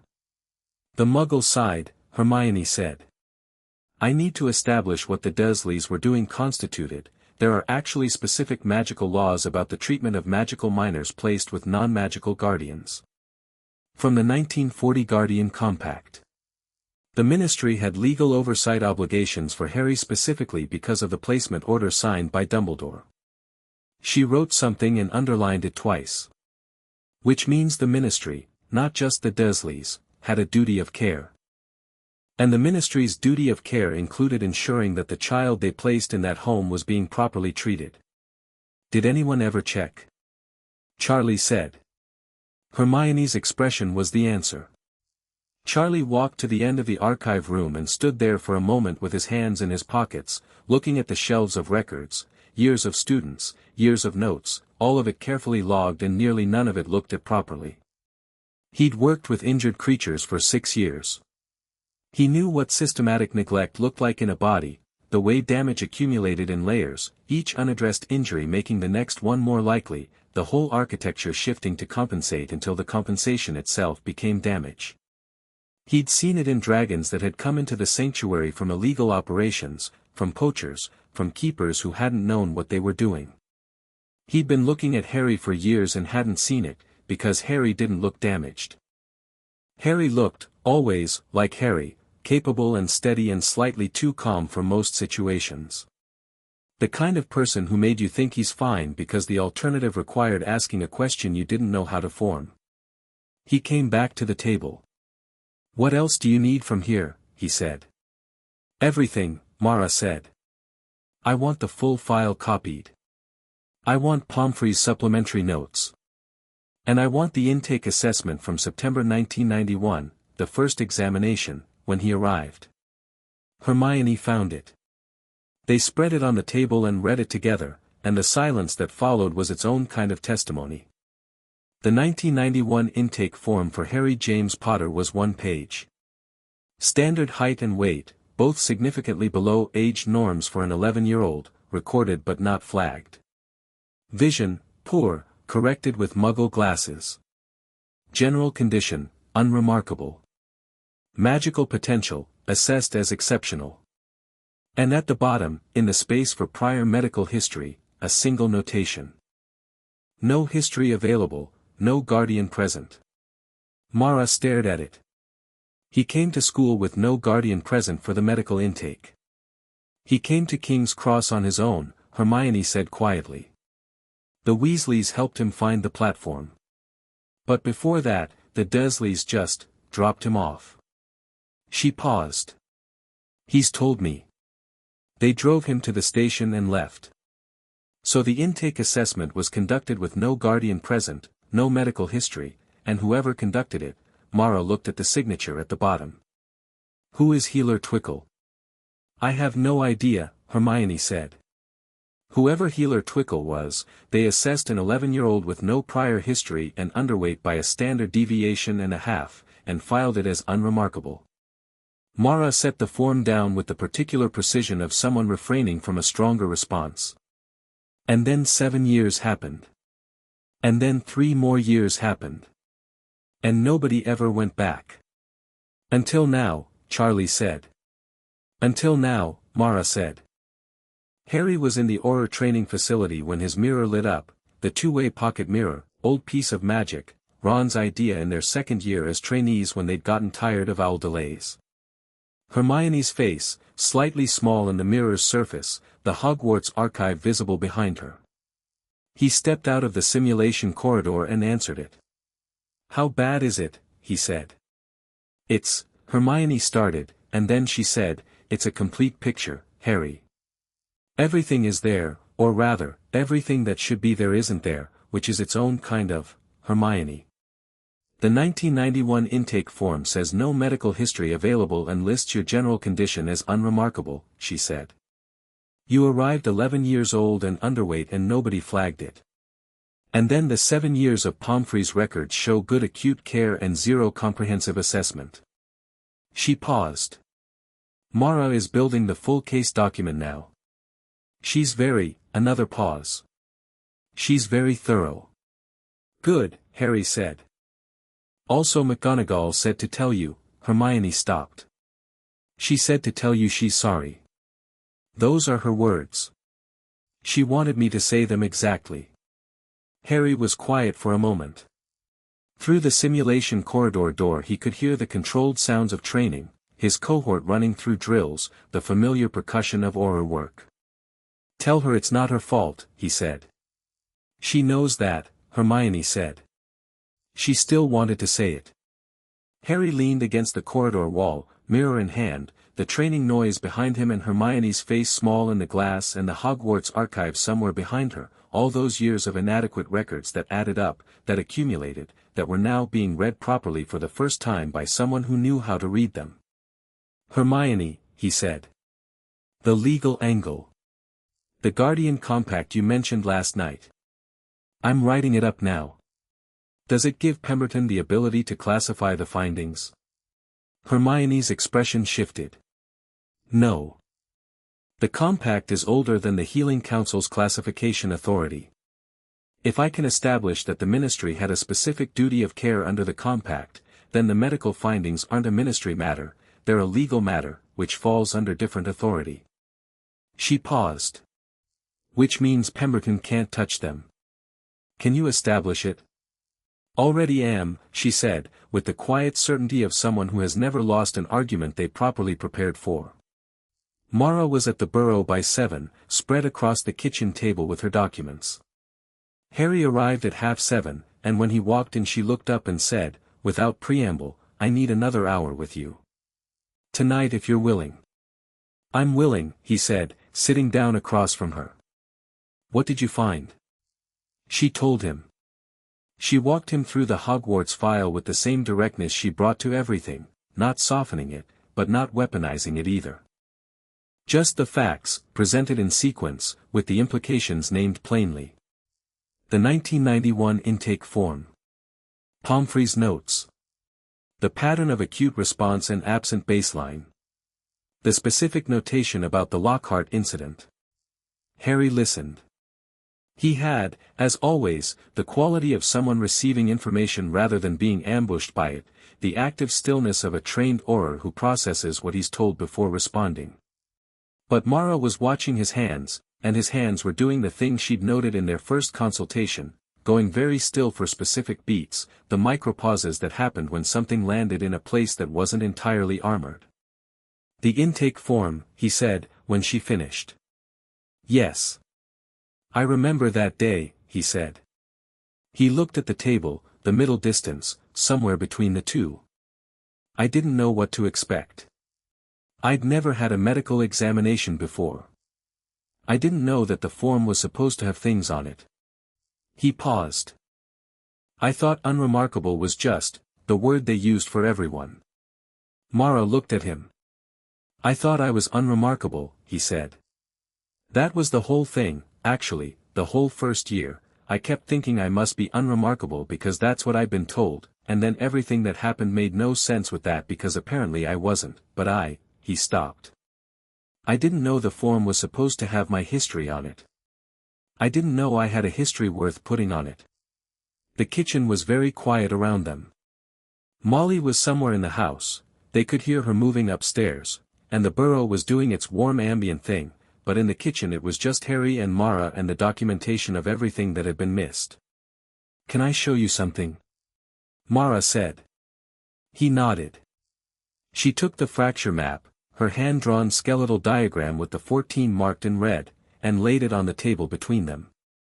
She'd developed it further since the first version. Each fracture now had a small notation beside it, the estimated age, the healing quality scored on a scale, the current impact on function.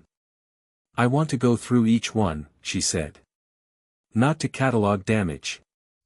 I want you to know what's there, and then I want to tell you what's treatable, because, she looked at him steadily, all of it is. Every single one of these is addressable. Some of them will take time, and some of the treatment is unpleasant, but I want you to understand that this is not a map of permanent damage. It's a map of work that needs doing. Harry looked at the diagram. 14 red marks across the outline of a body that was, recognizably, his, the proportions, the specific notation of the right arm's additional complexity, the tibia, the clavicle. Start wherever you want, he said. She started at the oldest. The tibia. Bicycle fall, age 7, she said. You told me you didn't report it because you'd borrowed the bicycle without permission. The bone healed on its own, which means it healed slowly, in whatever position the leg was resting in most of the time. Because you were a child and you kept walking on it, the healing angle shifted slightly, not dramatically, but enough that over 14 years, the load distribution through the leg has been off. She indicated the notation beside it. The knee pain you've been experiencing for 3 years. That's this. The knee isn't damaged, it's just been working overtime. So fix the tibia and the knee gets better. Fix the tibia properly and the knee has a chance to return to normal function, yes. The treatment is, I won't pretend it's pleasant. We'd need to use a corrective alignment spell, which requires the bone to be briefly destabilized and then reset. It's done with potion support, there's no pain during the procedure, but recovery is 2 to 3 weeks of reduced activity. I can't do reduced activity, Harry said. I'm Auror training, I know, Mara said, without apology. Which is why we make a schedule. We don't have to do everything at once. In fact, for some of these, doing everything at once would be too much physiological stress. She moved to the next notation. The clavicle. This is the one I'm most concerned about from a function perspective. The 20-degree misalignment is currently being compensated by the shoulder joint. Your rotator cuff has been working in a modified range for approximately 10 years, which is why you have the stiffness. If we don't address this, the compensation will eventually fail. Shoulder replacement is far more complex than corrective clavicle alignment. She looked up. I want to do this one first. First, Harry repeated. Within the next 2 weeks, Mara said. The others can be scheduled over the following months.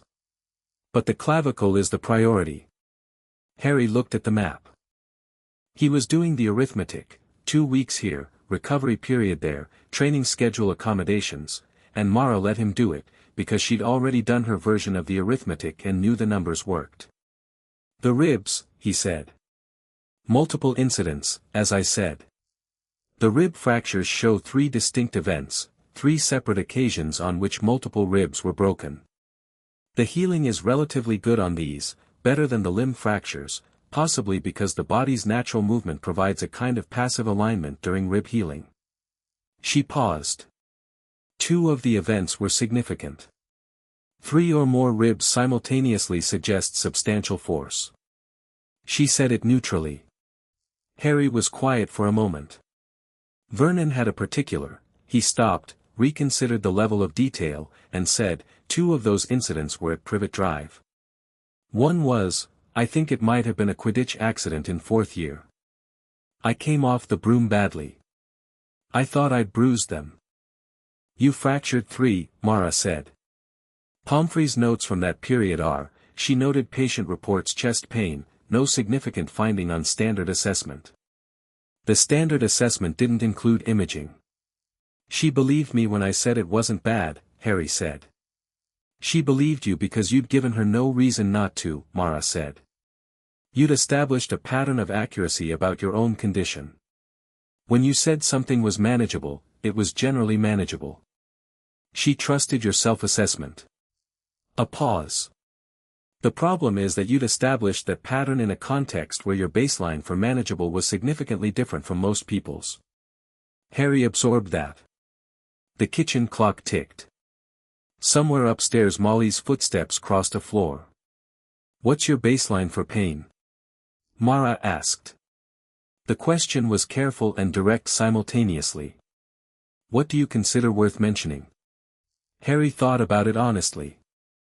He'd been trying to be honest with her, he'd found, It was easier than he expected, for reasons he was still working out, something about the way she asked that didn't require him to simultaneously manage her reaction to the answer. If something stops me doing what I need to do, he said slowly. If I can't function through it. And if you can function through it? Then it's not, he stopped himself. Then I'd assumed it wasn't worth mentioning. Your threshold for worth mentioning is set about 40% higher than average, Mara said. Which means for years, everything below your threshold has been invisible to every healer who's treated you, because they rely on patient self-report for non-presenting symptoms. She folded her hands on the table. That's not your fault.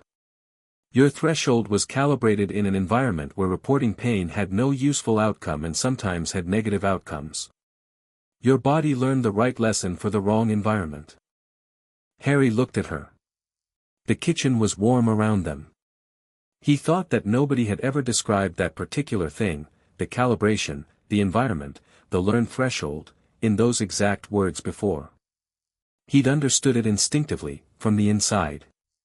Having it described from the outside, with clinical precision and without judgment, was different. It was the difference between knowing a country intimately and seeing it on a map for the first time, not new information, but a new kind of seeing. The cheekbone, he said, continuing down the map. The left one. The fracture is old and healed, but the healing is slightly asymmetric. If you press here, she indicated her own left cheekbone. Do you get occasional pain above the cheekbone? Or behind the eye on that side? I thought that was the scar, Harry said. Some of it might be. Some of it is the healed fracture interacting with the surrounding tissue in cold or damp weather. Standard magical realignment can address it, straightforward procedure, honestly. Half an hour. She paused. The headaches. How frequent? Maybe once a fortnight. I took a headache potion and moved on. After we do the alignment, I'd estimate they'll reduce by at least 70%. Harry was quiet for a moment. A headache every fortnight, translated into something treatable in half an hour, that he'd been managing with potion for years without knowing it could simply be fixed. It shouldn't have been the thing that hit hardest. But it was, for reasons he couldn't entirely articulate, maybe because it was so small, so mundane, so comprehensively beneath the threshold of worth mentioning that it had never occurred to him that it was the kind of thing that had an origin and the origin had a solution. The hand, he said, moving himself along. Mara turned to the notation for the metacarpal fractures. For separate fractures in the right hand across what I'd estimate as a 2-year period, I'm dating them 16 to 18 based on secondary bone markers. The healing is reasonably good, better than the older injuries, possibly because your body's healing capacity was stronger in that period despite everything. She paused. Can you tell me about those? The war, Harry said simply. He looked at his right hand, still steady, always steady. Specifically, there were a lot of physical confrontations in that period they weren't wand duels, they were just physical. Fists, mostly. I took hits. I hit back. I didn't stop to assess whether anything was broken because stopping wasn't an option. Were you ever alone? In the later period? A lot of the time, yes. He looked at the hand. There was about 8 months in the war where the 3 of us, me, Ron, Hermione, were on the run. If something got damaged, we couldn't exactly go to a healer. He paused. I remember my hand swelling once, quite badly, after something I don't need to get into. Ron wrapped it for me. I used it for a week before the swelling went down. That's when at least 2 of the metacarpal fractures were sustained, Mara said. A wrapped swollen hand that you were using all week means those bones healed in whatever position the wrap held them in, which is better than nothing but nowhere near proper treatment. She noted something. The good news is that the hand fractures have the least functional impact of any of the 14. Your grip strength is good, the range of motion is good. The right wrist ache in cold weather is from this, and it's addressable. Not urgent, but schedulable. Schedule it, Harry said. Mara looked up from the parchment. Schedule all of it, Harry said. Whatever the order is, whatever the recovery time, I'll make it work with training. He looked at her steadily. I want it done. All of it. Something shifted in Mara's expression. It was brief, a fraction of a second, the expression of someone whose measured professional expectation has just been exceeded in a way that they find genuinely gratifying. Then it was back to its usual focused precision. All right, she said. I'll draft the treatment plan tonight. Molly Weasley came downstairs at 9:30, officially to make tea that nobody had asked for, and found Harry and Mara still at the kitchen table with papers between them and a conversation that had moved from medical documentation into something more ordinary, Harry asking about dragons, specifically about what it was like to do medical work on a creature that could kill you during the procedure. They can't always help it, Mara was saying, with the kind of shrug that goes with a fact rather than a drama. A dragon in pain is responding to the pain. It's not personal. The skill is in reading what the pain is doing to the behavior, whether it's making them aggressive or withdrawn, and adjusting your approach accordingly. She paused. The dangerous ones are the ones in chronic pain. They've been managing it so long they don't register it as a crisis anymore. They've normalized it. So they don't give you the normal warning signals. Molly set the tea down without comment, and the small look she exchanged with the kitchen, with the room itself, the warm and witnessed room, was something nobody saw but the house, which had been keeping its own record for decades and understood what it meant when someone sat at that table and let themselves be taken care of. What made you specialize in dragons? Harry asked. Mara picked up her tea. I did my first healer's rotation in a Muggle hospital in Bucharest, she said. I worked in emergency trauma. 6 months. I was good at it. She paused. But Muggle patients, and I mean this with complete respect for Muggle medicine, my mother is Muggle, I know how extraordinary it is, Muggle patients have already decided before you treat them whether you're someone they can trust. They've got social expectations and fear and history and they perform their symptoms for you in ways that have nothing to do with what's actually happening. She held the cup.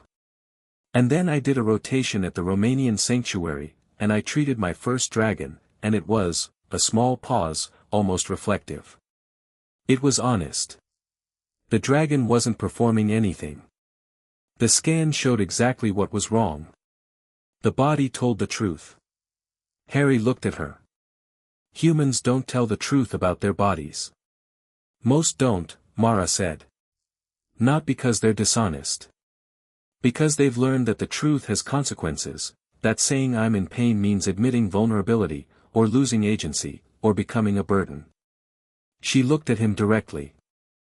The very best patients I've ever had are the ones who've spent a long time not being able to tell the truth about their bodies, and then find themselves in a room with someone who genuinely wants to hear it.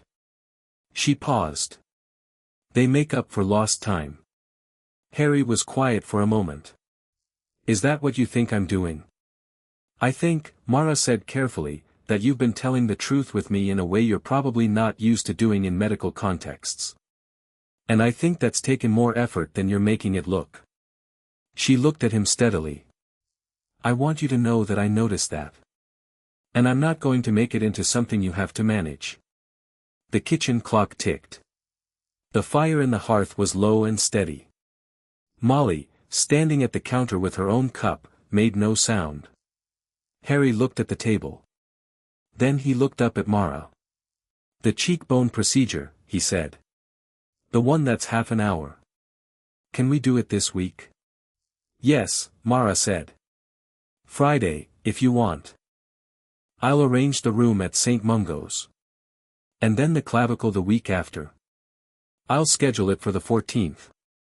He nodded. He picked up his tea. He said, in the particular tone of someone filing something away where it won't become a problem, the headaches. I've been attributing them to the scar for 9 years. It didn't occur to me that they might be something else. Most people, Mara said, don't question the explanations they were given for their own pain. Especially when the explanation is logical and the alternative requires, she paused, requires someone to be responsible. Someone to be responsible, Harry repeated. For the fact that it happened, she said. And for the fact that it wasn't treated. Both. The fire shifted. The house breathed its warm breath around them. Pemberton came to see me today, Harry said. It was a slight change of subject, but not a deflection. It had the quality of something connected to what they'd been discussing, which it was. At the ministry. Just passing through, apparently.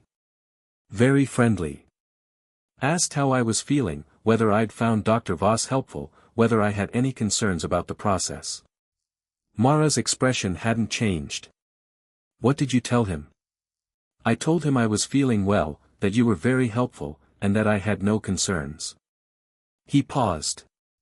And then I told him that I'd authorized you to submit the full formal medical report to the healing registry and that Hermione Granger was handling the legal documentation and that I'd appreciate it if he had any procedural concerns he direct them to her. A beat of silence. He went fairly quiet after that, Harry added. The corner of Mara's mouth moved. How quiet? Extensively quiet, Harry said. For a man with a great deal to say about everything, he had very little to say about that. Molly, at the counter, made a sound that was definitively a laugh that she had converted at the last moment into something else, and took a long drink of tea.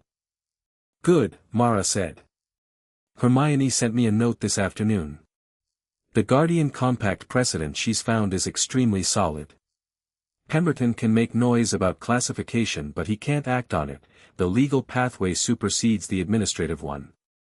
She's going to enjoy dismantling his argument, Harry said, with the particular fondness of someone who has watched Hermione dismantle arguments since they were 12 and has always found it a gratifying spectacle. She seems like someone who enjoys being right in high-stakes situations, Mara said. Enormously, Harry confirmed. Mara almost smiled.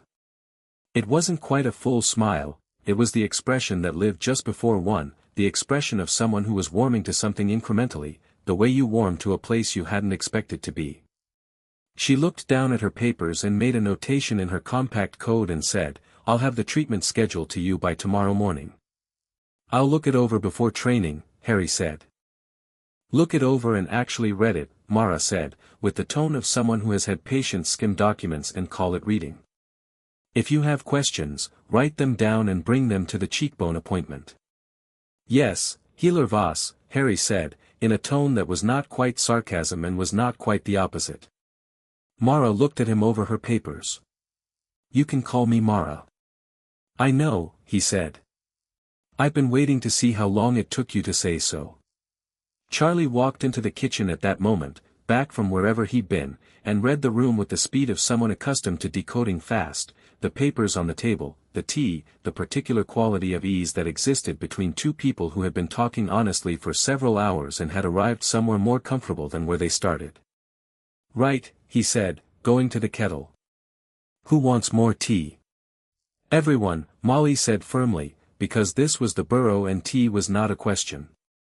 Mara was already turning back to her papers, but she was doing it with the slightly different quality of someone who has exhaled without noticing, the particular ease of a person who has been professionally focused for hours and has just, in the margins, found something like company. Harry watched her write for a moment, then looked at the fracture map still on the table between them. 14 red marks. Each one with a date, an angle, a notation. Each one, now, with a treatment beside it and a schedule forming around it. He picked up his teacup. For the first time in as long as he could remember, the shoulder didn't bother him quite as much when he moved. He knew it was the same shoulder. The clavicle was still 20 degrees out. Nothing had changed anatomically. But something had changed in the quality of carrying it, and that, he thought, was not nothing. That night, in the spare room at the Burrow, Mara finished the formal case document at 11:45. She sat back and looked at it, 23 pages, comprehensive, footnoted, with the fracture map reproduced in technical detail and the treatment plan appendixed in full. It was, she thought, probably the most thorough report she'd ever written. More thorough than any dragon case she'd documented, and she'd documented some complicated ones. She'd written it for Harry's file. For the formal record that would exist now, in the registry, that said, "This person's history was missed, and it has been found, and it is being treated." She thought about what he'd said. "I thought unremarkable was just the word they used for everyone. A child of 11, arriving in a new world, assuming that having no history worth recording was simply the standard condition." She put the document in order, placed it in her satchel, and looked out the window at the Weasley garden going silver in the moonlight. In 3 days she'd do the cheekbone procedure, quick and clean. In 2 weeks the clavicle. Then the tibia. Then the rest, carefully, one by one, bones restored to the angles they'd been supposed to hold all along. She thought about what she'd said to Harry, "Bones are honest." They were. And the honesty of his bones had been sitting there for years, a story in a language nobody had taken the time to read. Until now. She turned off the light. In the garden, something small and nocturnal moved through the hedge with perfect unself-consciousness, doing what it did without drama or announcement. The house kept its warmth around everyone in it, which was its talent and its nature, and the night went on. Chapter 4, Pressure. The cheekbone procedure took 23 minutes. Harry had expected it to feel like something, the brief destabilization, the realignment, the guided reset of bone that had been sitting at a fractional wrong angle for the better part of a decade. Mara had explained the process twice, once clinically and once in the more practical language she used when she wanted him to know what to actually expect, and he'd gone in with the prepared attention of someone who has trained himself to stay present in uncomfortable situations. What he hadn't expected was how little it hurt. A warmth, a pressure, a sensation like the moment before a sound rather than the sound itself, and then it was done, and Mara was setting down her instrument and making a notation, and the room was exactly the same as before except that something in the left side of his face had settled, almost imperceptibly, into a position that felt right. The way a table feels right when someone adjusts the leg that's been wobbling for so long you stop noticing the wobble. "That's it," he said. "That's it," Mara said. "You'll have some tenderness for 48 hours. Don't take a bludger to the face in that window." "I'll reschedule all my bludger appointments," Harry said. Mara made the note without looking up. "Headaches should begin reducing within a week as the surrounding tissue adjusts." She looked at him. "How does it feel?" He thought about it honestly, the way he'd been practicing with her. "Like something's been put back," he said. She nodded. "Yes. That's what it is." He sat with that for a moment, the clean simplicity of it. Not magic, not miracle, just a thing put back where it belonged. He'd spent 9 years attributing those headaches to the most dramatic possible cause, the scar, the horcrux, the mark of everything he'd survived, when the answer had been smaller and more correctable than any of that. The headaches hadn't been the cost of surviving Voldemort. They'd been the cost of a punch, or a fall, or something else he'd absorbed so thoroughly he couldn't locate it anymore, at an age when someone should have been paying attention. "The clavicle," Harry said. "The 14th. That's still on." "St. Mungo's, 9 in the morning, Mara said. "I've arranged for Healer Okafor to assist. She's specifically trained in the alignment procedure for clavicle fractures and she wants to be involved." A pause. "I think she feels a professional obligation." "She was the one who found it first," Harry said. "Yes." Mara closed her notes. "She's been doing ministry assessments for 11 years, Harry. She's conducted close to 400 of them. She found yours because the protocol changed, because the efficiency initiative added the comprehensive scan, and what she found kept her up for 2 nights. She looked at him with her direct, unvarnished attention. "I want you to know that the people around you are not okay about this. Not in a way that requires you to manage their feelings. Just in a way that's true." Harry looked at the wall for a moment. "I know," he said. "I'm trying not to make it about managing them." "You're doing better than you think," Mara said. He left St. Mungo's at 10:15 with the left side of his face feeling like something reclaimed and a treatment schedule in his jacket pocket that he'd read 3 times and annotated in the margins with questions he intended to ask at the next appointment. The schedule was methodical and demanding and real in the way that things are real when they have dates attached to them. He felt, descending the front steps into the overcast London morning, something unfamiliar and specific that he identified, after a moment, as the sensation of something actually happening. Not crisis, not survival, just progress. A different category entirely. His mirror lit up before he reached the pavement. Hermione. Her expression was the one she wore when she had information that required immediate transmission. The Wiesengemot, she said, without introduction. Pemberton has called for a closed review session. He filed the request this morning, 45 minutes ago. He's arguing that your medical findings represent a matter of ministry security sensitivity and requesting that the formal report be reviewed by the Healing Council before it enters the public registry. Harry stopped on the pavement. Can he do that?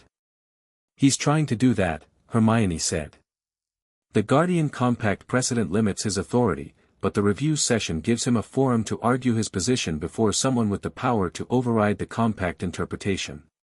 She paused. He's moving fast, Harry. He filed this before your appointment was even finished. He must have had someone watching the St. Mungo's entry logs. He's escalating because the preliminary report is already filed and he can't delete it, Harry said. The review session is the next option. Exactly. If he can get the Wiesengemot to classify the findings, they get sealed. Not destroyed, sealed. Which means they exist, but in a compartment that requires specific authority to access, and Pemberton's office controls who has that authority. She looked at him steadily through the small mirror. The session is scheduled for the 22nd. 8 days. When can you be ready? Harry said. I've been ready since Tuesday, Hermione said, with complete composure. I know. I meant the full argument, the compact precedent, the institutional failure documentation, the treatment plan as evidence of ongoing need. 2 days to finalize, she said.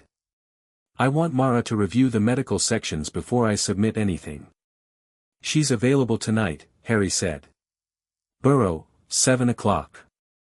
Tell Ron too, I want everyone in the same room. Ron's going to be, I know, Harry said. Let him. He put the mirror away and stood on the pavement for a moment, watching London do its ordinary unaware thing around him. A double-decker bus went past. 2 pigeons had a disagreement about a chip. A muggle in a suit walked past with the focused expression of someone late to something. The pressure was building, he could feel it with the same sense he'd used in the war, the awareness of the shape of the situation, the angles of force, who was moving and why. Pemberton was intelligent and well-resourced and genuinely believed, Harry thought, that he was managing something that needed managing. He wasn't entirely wrong about the political complexity. The findings did implicate institutions, did create uncomfortable questions, did carry the potential to destabilize things that were still being rebuilt. He was just wrong about the solution. And Harry had, over the years, developed very little patience for people who chose institutional comfort over doing what was right. He turned and walked toward the ministry. The Burrow that evening had a different energy to it, purposeful and contained, the energy of people who have gathered to build something rather than simply to be together. Hermione had her files. Mara had her documentation. Charlie had a specific focused expression that meant he was operating in his competence zone, the place he occupied when the situation called for concrete action rather than navigation. Ron was there, and Ron's response to the full picture had been, as Harry had predicted, the clean, uncomplicated, red-haired fury of someone who loved fiercely and had no patience for the structures that had allowed people he loved to be hurt. He'd been quiet about it for 10 minutes, which was as long as Ron usually managed, and then he'd said, 14. Since he was 7. Yes, Hermione said. And nobody. And now this Pemberton bloke is trying to, yes. Ron had looked at Harry with an expression that was raw and complicated and familiar, the expression of someone confronting something they wished they could have prevented. Harry had met his eyes and said, quietly, I know, mate. I know. And that had been enough, because they'd been each other's shorthand for 10 years. Now Ron was reading Hermione's legal brief with the focused scowl of someone who didn't spend most of his time reading legal briefs but was absolutely going to read this one. The Guardian Compact argument is solid, Hermione said to the table at large. But Pemberton's going to challenge it on scope. He'll argue that the compact covers welfare during placement, not retrospective medical disclosure. So I need to establish that the medical findings are not retrospective disclosure, they're ongoing treatment documentation. Because Harry is being treated now. The injuries are active, they're affecting current function. She looked at Mara. I need you to state clearly in your documentation that these are not historical findings only. That they represent ongoing medical conditions requiring current treatment. They do, Mara said. That's not a legal construction, it's accurate. The clavicle misalignment is actively affecting shoulder function today. The tibia fracture is actively affecting the knee. The word old in the findings refers to origin, not impact. She pulled a section of the case document toward her. I can be more explicit about the functional impact language. Give me a moment. She wrote. Hermione watched and then nodded. Ron finished a page and turned it over. Charlie was across the table from Harry, and he said, quietly enough that the conversation was just between them, "How are you doing?" "The cheekbone thing this morning went well," Harry said. "I know. I meant, all of it. The review session." Pemberton. Harry thought about it. The honest version. "I'm not worried about Pemberton," he said. "He's got institutional authority and political experience and he's smart. But he's defending a position that's wrong, and when you're defending a wrong position, the more intelligent you are, the more sophisticated your argument is, and sophisticated wrong arguments are still wrong arguments." He paused. He looked at the table. "I'm more thinking about the Wiesengemot. Sitting in front of them and, being the subject." Charlie was quiet for a moment. "You've been in front of the Wiesengemot before." "As a defendant once, and as a witness a few times," Harry said. "This is different. This is," he searched for the word. "This is personal, in a way those weren't. In a way I'm still working out." "Because it's your history," Charlie said. "Not someone else's, not a case, not a war. Just yours." "Yeah," Harry said. Charlie leaned back. "You know what I keep thinking about," he said. "When you were on that pitch at 11 years old and you caught the remembrall on your first flight. I was in the stands, I was 17, watching the new students do their first lesson, and I saw you just go. No hesitation. Completely natural. Like you'd been doing it for years." He paused. "I thought, that kid is going to be extraordinary. A beat. And then I went to Romania and I let 10 years go by and I should have been looking. Not just at the extraordinary parts." "Charlie," Harry said. "I know," Charlie said. "Mara already gave me the speech." "The speech she gave you is correct," Harry said. "You couldn't have known without knowing to look, and nobody told you to look, and that's not on you." He paused. "It's on the system, and it's on the specific people who made specific decisions, and it's on nobody in this room." He looked at Charlie steadily. "You're here now. That's what counts." Charlie held his gaze for a moment. Then he said, "You're better at this than you used to be." "At what?" "Letting people," Charlie gestured vaguely. "Be concerned. Without immediately telling them you're fine." Harry was quiet for a moment. "I'm working on it," he said. "Mara's influence," Charlie said, with a note that was not quite a question. Harry looked across the table to where Mara was writing with Hermione, the two of them in the specific focused alignment of two people who have found a common technical language and are using it efficiently. "She makes it easy," he said. "She doesn't need me to be okay. She just needs me to be accurate." Charlie looked at him for a moment with an expression that was reading several things at once, the expression of an older brother who was also a friend who was also someone who loved the people at his table and noticed when the landscape between them was shifting. He said nothing further. He picked up his tea. The next 3 days had a quality of building momentum, like the current of a river that has been finding its way through obstacles and is now approaching open water. Hermione filed the formal response to Pemberton's review request on Saturday morning, and by Saturday afternoon the Wisengamot's clerk had sent confirmation that the session would proceed on the 22nd with both arguments presented. Harry received a formal letter from Pemberton's office on Sunday, not from Pemberton himself, from his administrative secretary, which was a political choice, the studied distance of someone establishing that this was institutional rather than personal. The letter expressed the council's ongoing commitment to Mr. Potter's welfare and noted that the review session was a standard procedural mechanism and should not be construed as adversarial. Harry read it, set it on his kitchen table at Grimmauld Place, and sent a reply through Hermione because two could play at studied distance. He went to Auror training Monday morning with the particular clarity of someone who has more context for their life than they had a week ago and is still calibrating the weight of it. Proudfoot ran a stealth and surveillance simulation that was technically demanding, and Harry moved through it with the efficiency that had always characterized his combat approach, the quick assessment instincts that nobody had trained him to have, that had formed themselves in every dangerous situation he'd survived before he'd had the language to call it training. He won the simulation in 9 minutes, beating his previous record. Proudfoot made his particular nod. Potter. Word. Harry came over. The ministry sent a brief to the department, Proudfoot said, without preamble. He was a direct man and Harry had always appreciated this about him. Your medical assessment.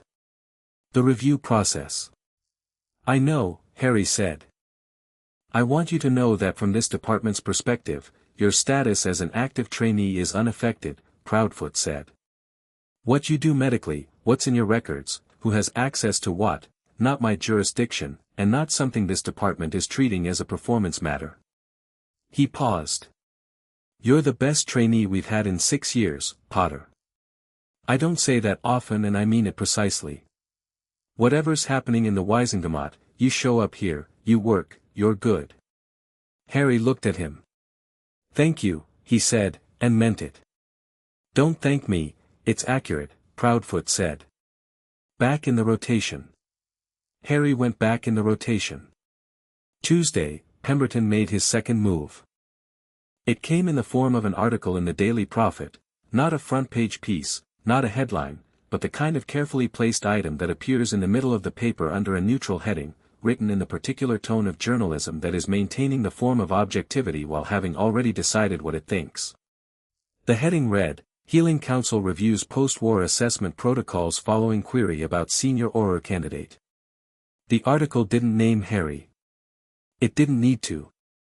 It described a high-profile case involving a veteran of the Battle of Hogwarts and a visiting foreign practitioner whose diagnostic methods were described as unorthodox and outside standard British wizarding protocols. It quoted an anonymous senior council source who expressed concern about the reliability of certain imported methodologies and suggested that well-meaning but overreach in clinical practice could create unnecessary anxiety in patients with complex histories.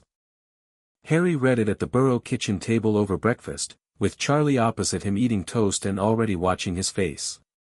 Imported methodologies, Harry said. Charlie said. Does he think I'm going to be insulted on Mara's behalf and decide to drop it? He thinks, Charlie said, spreading butter with the calm of someone who has worked near apex predators and developed perspective, that casting doubt on the practitioner is easier than disputing the findings. If he can make the methodology questionable, the findings become questionable, and then it's not a case anymore, it's a professional disagreement between healers. That's actually not a bad strategy, Harry said. It's a reasonable strategy, Charlie agreed. Against someone who isn't Mara. Mara came into the kitchen at that point with the look of someone who had already read the article, her copy of the Prophet was folded under her arm, the relevant page visible. She poured herself coffee, sat down, put the paper on the table, and looked at it with the expression of someone reviewing something mildly interesting. Unorthodox, she said. Good morning, Harry said.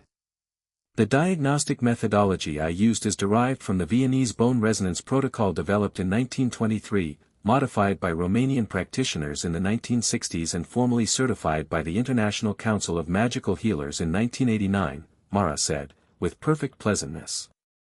It's used in 11 countries. I've published 3 peer-reviewed papers on its application to large magical creatures, 2 of which have been cited by British practitioners. She picked up her coffee. Unorthodox. You're not upset, Charlie said. I'm not upset, Mara said. I'm categorizing. Pemberton has just put his methodology argument on the record, which means when I respond to it at the Weisengamot session, he's already committed to it. He can't pull it back. She looked at Harry. He's also, inadvertently, strengthened your case. Because the argument that my methods are questionable draws attention to the fact that nobody with unquestionable methods found these findings in 21 years of treating you. She paused. If my unorthodox imported methodology found 14 fractures that 4 decades of respectable British healing missed, that's not an argument against my methodology. That's the argument for it, Harry said. Precisely. Charlie poured himself more tea with the expression of someone watching something go exactly right and very much enjoying it. I want to submit a formal response to the Prophet, Mara said, citing my credentials and the peer review record. Today, before the news cycle moves. Hermione's already drafted one, Harry said. She sent it to me 20 minutes ago. Mara looked at him. She drafted it before you'd even shown me the article. She drafted it last night, Harry said. She anticipated the move. I like her enormously, Mara said. Everyone does, Harry said. She's very difficult to argue with. Good. We should schedule time with her today. I want to walk through the full presentation for the 22nd. Not just the documents. I want to think about how it's delivered. She paused. I've been in enough clinical confrontations to know that the how matters as much as the what. What kind of clinical confrontations? Charlie said. Dragons, Mara said. When you need to operate on a creature that doesn't want to be operated on, the technique matters enormously. You have to read the room, read the patient, know when to advance and when to hold. She looked at Harry. The Weisengamot is just a larger dragon. Harry looked at her for a moment. Then he said, I want to testify. The kitchen was quiet. Harry, Charlie said. I know it's not required, Harry said. I know Mara's documentation and Hermione's legal argument can carry the session without me saying a word. But Pemberton is going to present his case as institutional caution, as responsible management of a sensitive matter. He's going to make it abstract and procedural. He looked at Mara. The one thing he can't argue with is me sitting in that room and telling them what 14 fractures feel like when you're living in them and nobody has ever asked. Mara looked at him for a long moment. It's your decision, she said. I know it is, Harry said. I'm not asking permission. I'm telling you I want to, so you can factor it into how you structure the presentation. Something moved through Mara's expression, the same thing that had moved through it briefly before, that moment of measured expectation exceeded. She wrote it down. You'll go last, she said. After my findings, after Hermione's legal argument. By the time you speak, the technical case will be complete. What you add is, she paused, considering. Context. The human dimension that the documentation can establish but can't convey. Can I read the full case document before the session? Harry said. I'll have a copy on your desk this afternoon, Mara said. My desk at Grimmauld Place or my desk at the Ministry? Which one do you actually use? Grimmauld Place, he admitted. The Ministry one is mostly for paperwork I'm avoiding. Grimmauld Place, then, she said. Wednesday brought a development that Harry hadn't anticipated, which meant it was the kind of development that arrived not through Pemberton's formal channels but through the quieter networks of the wizarding world, where information moved through the same pathways it always had, conversation, relationship, the dense web of who knew who. Ginny came to Grimmauld Place in the early evening, let herself in with the key she'd had for 2 years and showed no signs of returning because it had simply never come up, and found Harry in the kitchen reading the case document with a cup of tea he'd forgotten to drink. I heard, she said, sitting down across from him. "I know," he said. "Your mum told you." "My mum told everyone," Ginny said. "Well, everyone who matters. Fred's friends. Bill and Fleur. She's been very," she paused. "She cried, Harry. Properly. I haven't seen her cry like that since the war." Harry looked at the table. "Don't," Ginny said. "Don't do the thing where you feel responsible for her feeling it." "I'm not, you are," she said, without heat. "I can see it on your face. She's not crying because you did something wrong. She's crying because something wrong was done, and she loves you, and that's how love works when it finds out someone it loves was hurt." She looked at him directly. The particular directness that had always characterized Ginny, the quality of someone who understood that soft truths and hard ones were both truths. "You're allowed to let her feel it." Harry exhaled. "I'm working on that." "I know," she said. "You've always been better at the dramatic terrible things than the quiet ordinary grief." She picked up his forgotten tea, found it cold, cast a reheating charm without comment, and slid it back to him. "The Weisengamat session. I want to be there." "It's closed." "I know. I want to be there in the corridor." She met his eyes. "When you come out." He looked at her for a moment. There was nothing complicated between them anymore, 3 years past the relationship, settled into the friendship that the relationship had always been built on, the specific ease of people who have known each other through everything and chosen to keep going. "Okay," he said. "And this Mara Voss," Ginny said, with the shift in tone that meant she was moving to something she found interesting. "Mum thinks she's extraordinary." "She is," Harry said. Ginny looked at him with the particular attention of a Weasley reading subtext. Charlie seems fine," Harry said, perhaps slightly too quickly. Ginny's expression was eloquent without being explicit. She picked up a biscuit from the plate on the table and ate it and said nothing further about Mara, which was itself a kind of statement. "He worries about you," she said instead. "All of them do. But Charlie especially, since this started. He's been quiet, in the way Charlie gets when he's carrying something." "I know," Harry said. "I told him it wasn't his fault." "He knows that too," Ginny said. "Knowing something isn't the same as not feeling it. That's basically the whole story of the last 3 weeks, isn't it?" She looked at the case document on the table. "Can I read it?" He pushed it toward her without hesitation. She read it. She read it all the way through, 23 pages, with the focused attention of someone who had been a professional athlete and knew what physical documentation meant, what the numbers signified, what the clinical language was saying in human terms underneath the precision. She didn't make sounds while she read. When she finished, she put the pages down very carefully, with the precision of someone controlling the motion of their hands. 14, she said. "Yes. The clavicle. The one that healed wrong at 11. She looked at him. "You came to Hogwarts like that?" "Yeah. All 7 years." Her jaw was tight. 7 years of Quidditch, Ginny. With a clavicle 20 degrees out of alignment. Every bludger. Every fall. Every time you were hit. She stopped herself. Breathed. "Okay. I'm okay." She pushed the document back to him.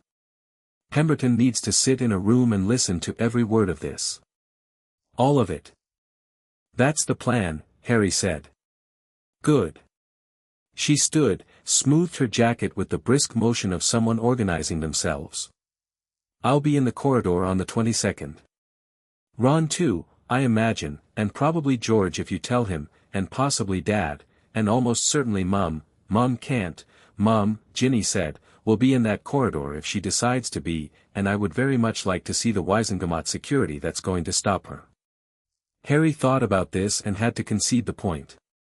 Ginny left. The house settled around Harry with its particular quality of inhabited emptiness, the specific way Grimmauld Place was different now from how it had been when Sirius was alive, and different again from how it had been in the war, and different now from how it had been even 2 weeks ago, before a 9:15 appointment in an assessment corridor had changed the quality of certain silences. He picked up the case document again. He read it not as a legal argument, not as medical documentation, but as a story, because that's what it was, at its core. A story about a child that nobody had read properly. That was now, for the first time, being read. Thursday Pemberton tried something new. He requested a meeting with Harry directly, bypassing Hermione, bypassing the formal channels, a handwritten note delivered by Ministry Owl to Grimmauld Place, requesting a private conversation, emphasizing his personal respect for Harry's service, his genuine concern for Harry's well-being, his desire to find a resolution that served everyone's interests. Harry read the note twice. Then he went to see Pemberton. He told neither Hermione nor Mara he was going, because both of them would have wanted to come and he specifically wanted to do this alone, which was a decision he'd thought through clearly and stood behind. He went to the Healing Council's ministry offices at 2 in the afternoon without an appointment, told the receptionist he was there to see Director Pemberton, and when the receptionist began explaining about scheduling, Harry gave him the particular look that had, over 3 years at the ministry, become recognizable as the look that preceded things becoming more complicated than they needed to be, and the receptionist sent a message upstairs. Pemberton came out himself. He had the expression of someone who had gotten what they asked for slightly faster than anticipated and was recalibrating. "Mr. Potter," he said, with warmth. "Come up." Pemberton's office was the kind of office that communicated authority through restraint, good furniture, nothing excessive, the framed credentials on the wall in an arrangement that was deliberate without appearing so. He gestured to a chair and Harry sat in it, and Pemberton sat across from him, and for a moment neither of them spoke. Harry waited. He was good at waiting. "I appreciate you coming," Pemberton said. "You asked," Harry said. "I did." Pemberton folded his hands. "I want to be honest with you, Harry. May I call you Harry?" "You can," Harry said. "I want to be honest. The review session is not an attack on you or on Dr. Voss. The findings she's documented they are significant, and they are not something I'm dismissing." He paused. "What I am concerned about is the context in which those findings enter the public record."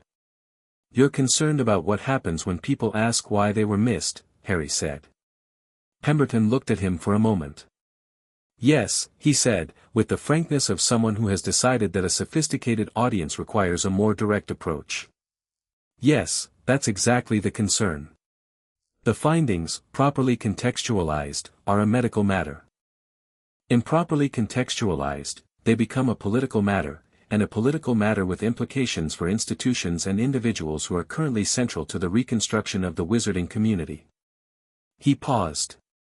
"I am not asking you to minimize what happened to you. I am asking you to consider whether a public confrontation is the most effective way to achieve what you actually want." Harry looked at him. "What do you think I want?" "Treatment," Pemberton said. "Proper treatment. And some form of acknowledgement. Both of which I can ensure through a private resolution pathway that, you think acknowledgement through a private pathway means something?" Harry said. Pemberton's expression shifted slightly. "A formal apology from the relevant institutions, behind closed doors," Harry said. "To me, privately. Never disclosed. Never part of the record." He looked at Pemberton with the calm, precise attention he'd been bringing to this since the beginning. "And then in 10 years, or 20, or whenever the history of this period is written, there's nothing in the record. No documentation of what was missed. No account of why it was missed. No change to the protocols that allowed it to be missed." He paused. "So the next child who comes through, whether it's the next extraordinary case or just an ordinary quiet child that nobody's paying attention to, goes through the same intake process I went through.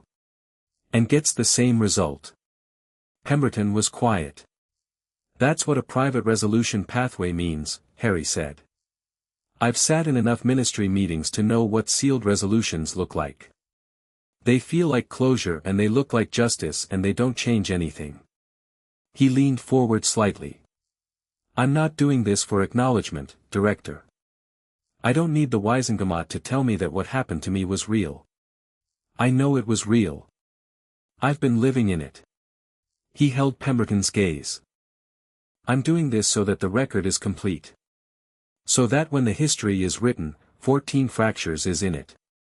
So that the next healer who conducts an intake assessment of an 11-year-old with no medical history sees in the precedent file what happens when you write no history available and move on.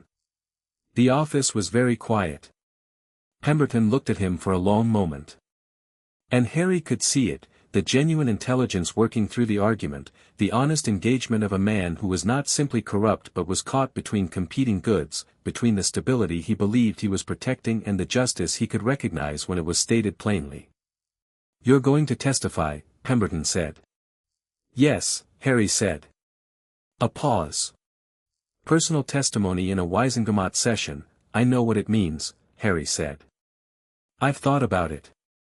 I'm not doing it because I'm angry. I'm doing it because it's true.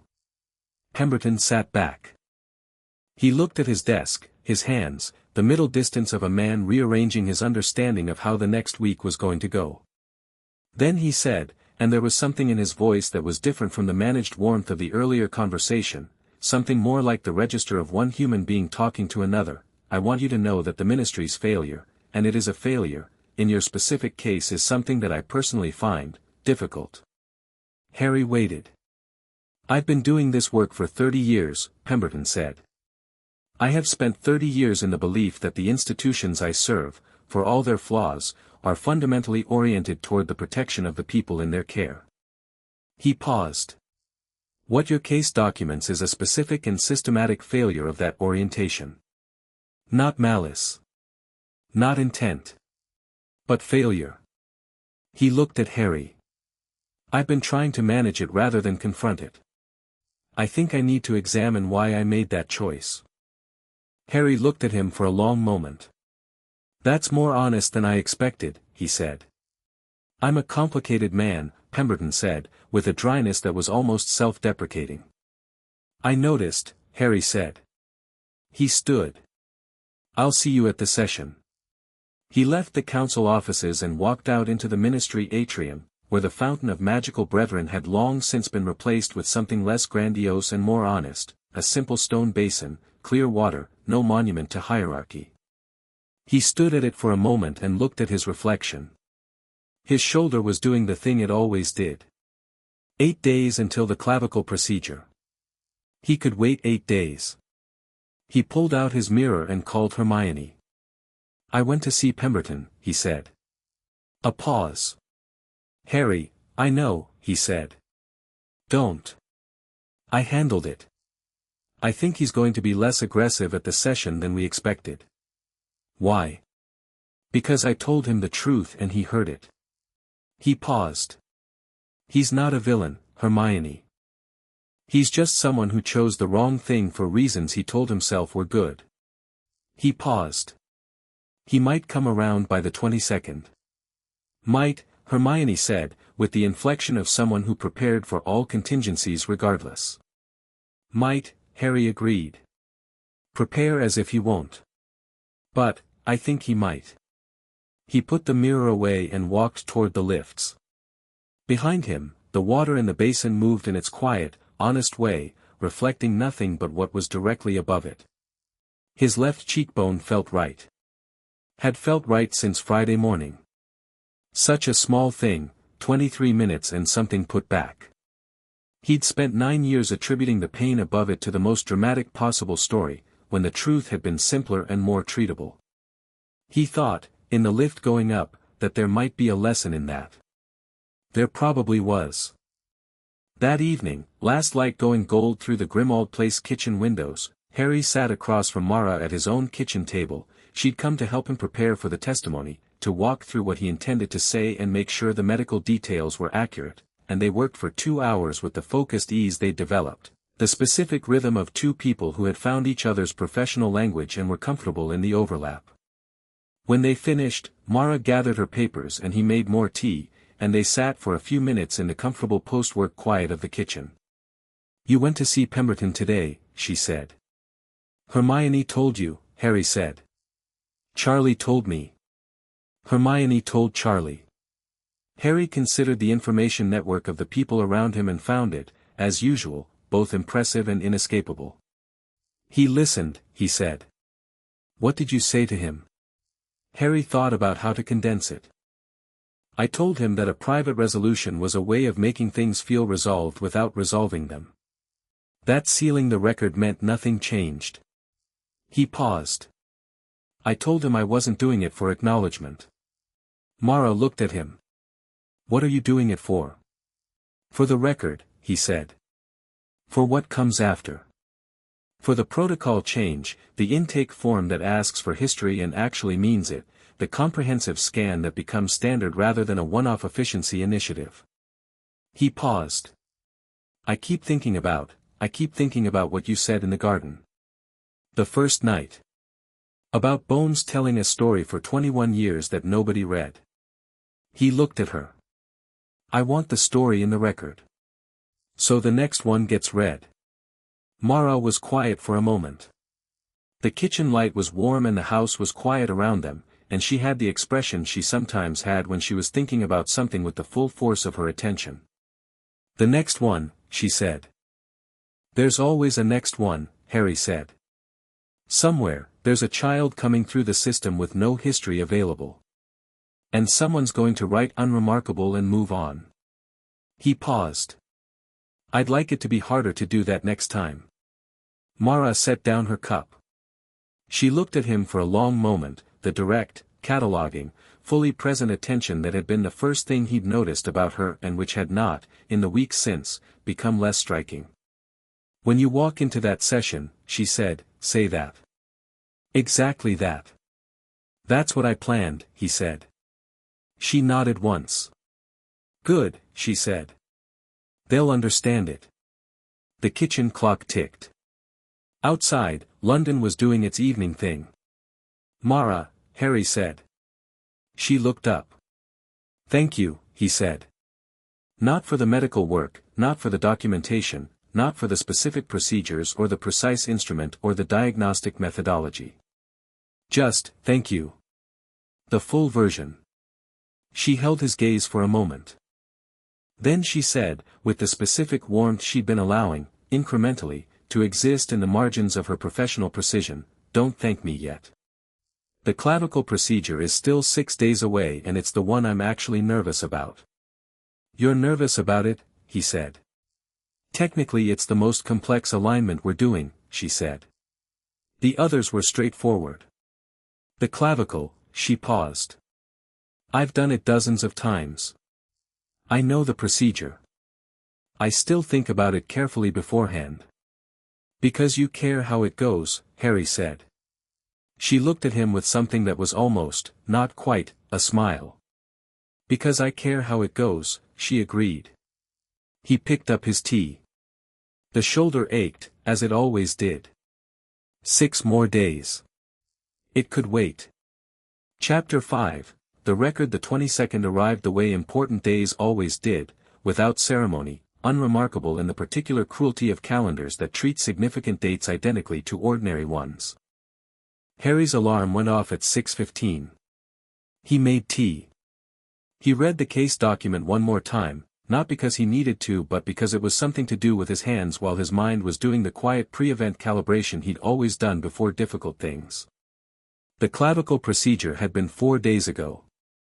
He moved his left shoulder experimentally, the way he'd been doing every morning since, the small rotation that had, for 10 years, produced the grinding resistance of a joint working against its own architecture. It moved cleanly. Not painlessly. Mara had said there would be residual soreness for 3 weeks as the surrounding tissue adapted to the corrected alignment, but cleanly, in the full arc it was supposed to describe, without the 20-degree wall it had been stopping against since he was 11 years old. He stood in his kitchen and rotated his shoulder and felt what it was supposed to feel like, and the specific quality of that was something he still didn't have language for. Not dramatic. Not overwhelming. Just, right. The quiet rightness of something returned to its intended position, the same quality as the cheekbone, scaled up. He put on the jacket he'd chosen for today, plain, dark, muggle, and apparat to the ministry. The Wisengamot's closed session chambers were on the second floor, accessible through a corridor that most ministry staff never had reason to visit. Harry had been here twice before. The corridor had the particular quality of institutional gravity. The stone was older than the building around it, absorbed into the foundations of a magical governing body that predated everything built on top of it, and you could feel the age in the air, the accumulated weight of decisions made and not made over centuries. Hermione was waiting at the corridor's entrance with her files and the expression she wore before arguments, not nervous, absolutely not nervous, but operating at the elevated frequency of someone with everything prepared and the controlled awareness that preparation and outcome were not the same thing. Mara was beside her, in a set of formal robes she'd borrowed from somewhere, deep gray, clearly not her usual aesthetic, wearing them with the slight adjustment of someone in unfamiliar clothes who has decided that adjustment is for amateurs and proceeded to simply be authoritative in them anyway.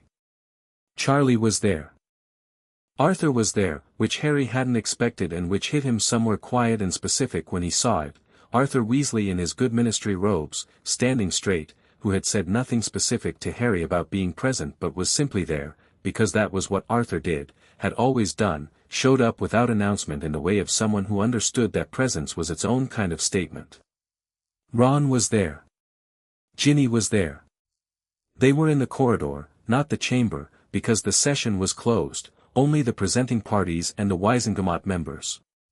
But they were there, in the corridor, with the quality of people who have positioned themselves deliberately. George was there. Harry hadn't expected George either, and the fact of him, standing with his hands in his pockets, no products, no grin, just George with his whole face present and serious and there, did something to Harry's chest that he absorbed and held and did not let become a problem. "Is your mum?" Harry started. "In the chamber anteroom," Ginny said. She pushed through on a press gallery pass. "Don't ask. There's a press gallery.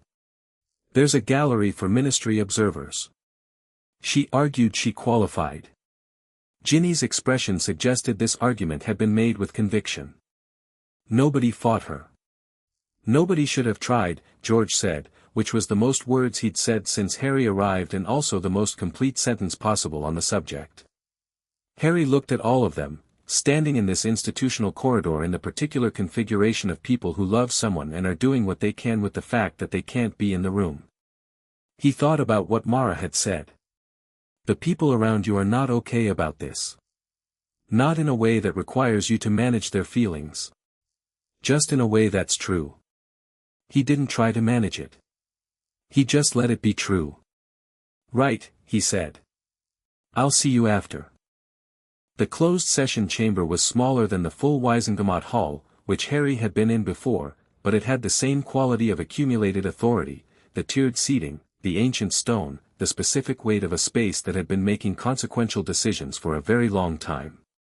12 Wisengamot members sat in the upper tier, a mixed body of senior witches and wizards who had the alert, assessing quality of people who had been briefed and were ready to evaluate.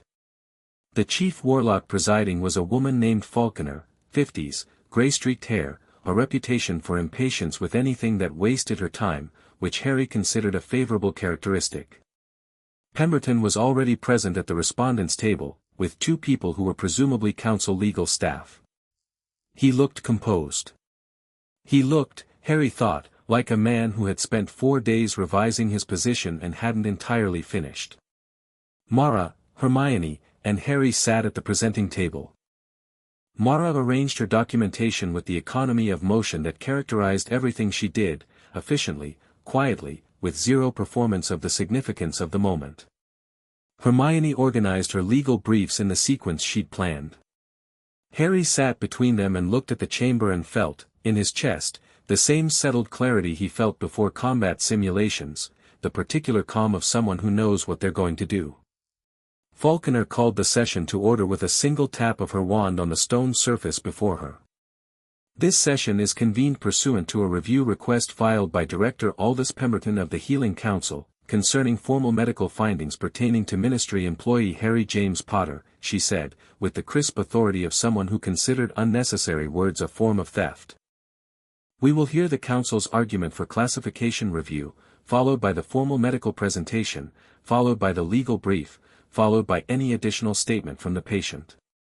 Is that structure agreed? Both parties confirmed. Director Pemberton, Falconer said. You have the floor. Pemberton was good. Harry had expected this, had prepared for it, but experiencing it was its own thing. The man knew how to stand in a room and make an argument feel inevitable. He spoke for 22 minutes, and his argument was exactly what Harry had predicted. The medical findings were genuine and significant, the counsel was committed to Mr. Potter's treatment and welfare. The question before the chamber was not whether those findings were real but whether the formal public reporting pathway served the broader interests of Wizarding community stability in the current Reconstruction period. He cited 3 precedents involving the sealing of sensitive medical information. He invoked the institutional vulnerability argument, the suggestion that public scrutiny of Hogwarts's medical record-keeping, the ministry's placement protocols, the post-war intake process, would undermine confidence in functioning institutions at precisely the moment when confidence was most needed. He was careful. He was measured. He was intelligent. And then he said something that Harry hadn't anticipated. I want to be transparent with this chamber, Pemberton said, and the register shifted, the managed warmth and institutional voice stepping slightly aside. I filed this review request because I believed, and I want to be honest that I still partially believe, that the classification pathway protects something worth protecting. He paused. But I have, in the 4 days since filing, had a significant conversation with Mr. Potter. And I find myself, another pause. The kind that costs something. I find myself less certain than I was about the nature of what I'm protecting. The chamber was quiet. I am not withdrawing the review request, Pemberton said. Because I think the question of how these findings enter the record is worth this chamber's consideration. But I want to present my argument with the acknowledgement that I approach it with genuine uncertainty, and that I will accept this chamber's determination as definitive. He sat down. Harry looked at him for a moment. Pemberton looked back, briefly, with an expression that was honest in the way that expensive honesty is, the honesty that costs the person deploying it something real. Falconer's expression had shifted fractionally, not dramatically, but in the way of someone whose expectation of the morning has been adjusted. Thank you, Director, she said. Dr. Voss. The floor is yours. Mara stood up. She had been, Harry thought, building to this for 11 days, since the 9:15 assessment corridor, since the blue-white light and the fracture map and the word 14 sitting in a small room. She had built the case with the same precision she brought to everything, and now she presented it with the same quality, clear, direct, no performance, no theater, just the facts given in the language of someone who trusts that facts, properly presented, do not require embellishment. She started with the methodology. Not defensively, not in response to the Prophet article, she simply explained it, in the precise technical language of a practitioner addressing a professional audience, and then demonstrated it in 3 minutes with a live diagnostic on a bone model she'd brought, the blue-white light doing its careful systematic work in the chamber's ancient air. She cited the Vienna Protocol, the 1989 International Certification, the peer review papers. She stated the modification she'd made for human application, derived from her dragon work, and explained precisely why the modification improved sensitivity to old healed fractures. Then she presented the findings. She walked through all 14. She used the fracture map, projected large with a simple engorgio, the skeleton diagram with its 14 red marks filling the chamber wall. For each fracture she gave the location, the estimated age, the healing quality score, the current functional impact, and the treatment status. She was methodical. She was clear. She did not editorialize. She did not need to. There was a quality of silence in the chamber that built incrementally as she went through the list, not the silence of shock but the silence of comprehension, the silence of 12 people who had come to evaluate a procedure question and were instead watching a story accumulate. The tibia at 7. The clavicle at 11. The ribs in multiple events. The arm, Lockhart, the bones that grew back without architectural guidance. The hand fractures in the war years. The cheekbone. When she reached the end of the 14, she said, "The treatment is underway."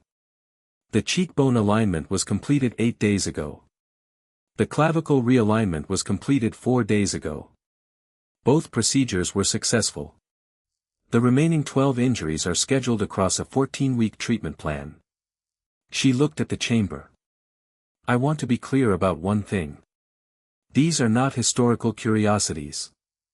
They are not scars from a difficult past that the patient has already processed and moved beyond. They are active medical conditions that have been affecting daily function for years, in some cases for over a decade. The shoulder stiffness that Mr. Potter has experienced for 10 years is a direct consequence of the clavicle fracture healed at 20 degrees of misalignment. The knee pain he has experienced for 3 years is a direct consequence of the tibial fracture healed at 7 years old. These are ongoing injuries." She paused. The question of whether they enter the public record is not separate from the question of whether they are treated. The record is part of the treatment. The documentation of what was missed is what prevents the same miss from occurring for the next patient. She sat down. The chamber was silent for a moment. Then Falconer said, "Miss Granger," and Hermione stood up.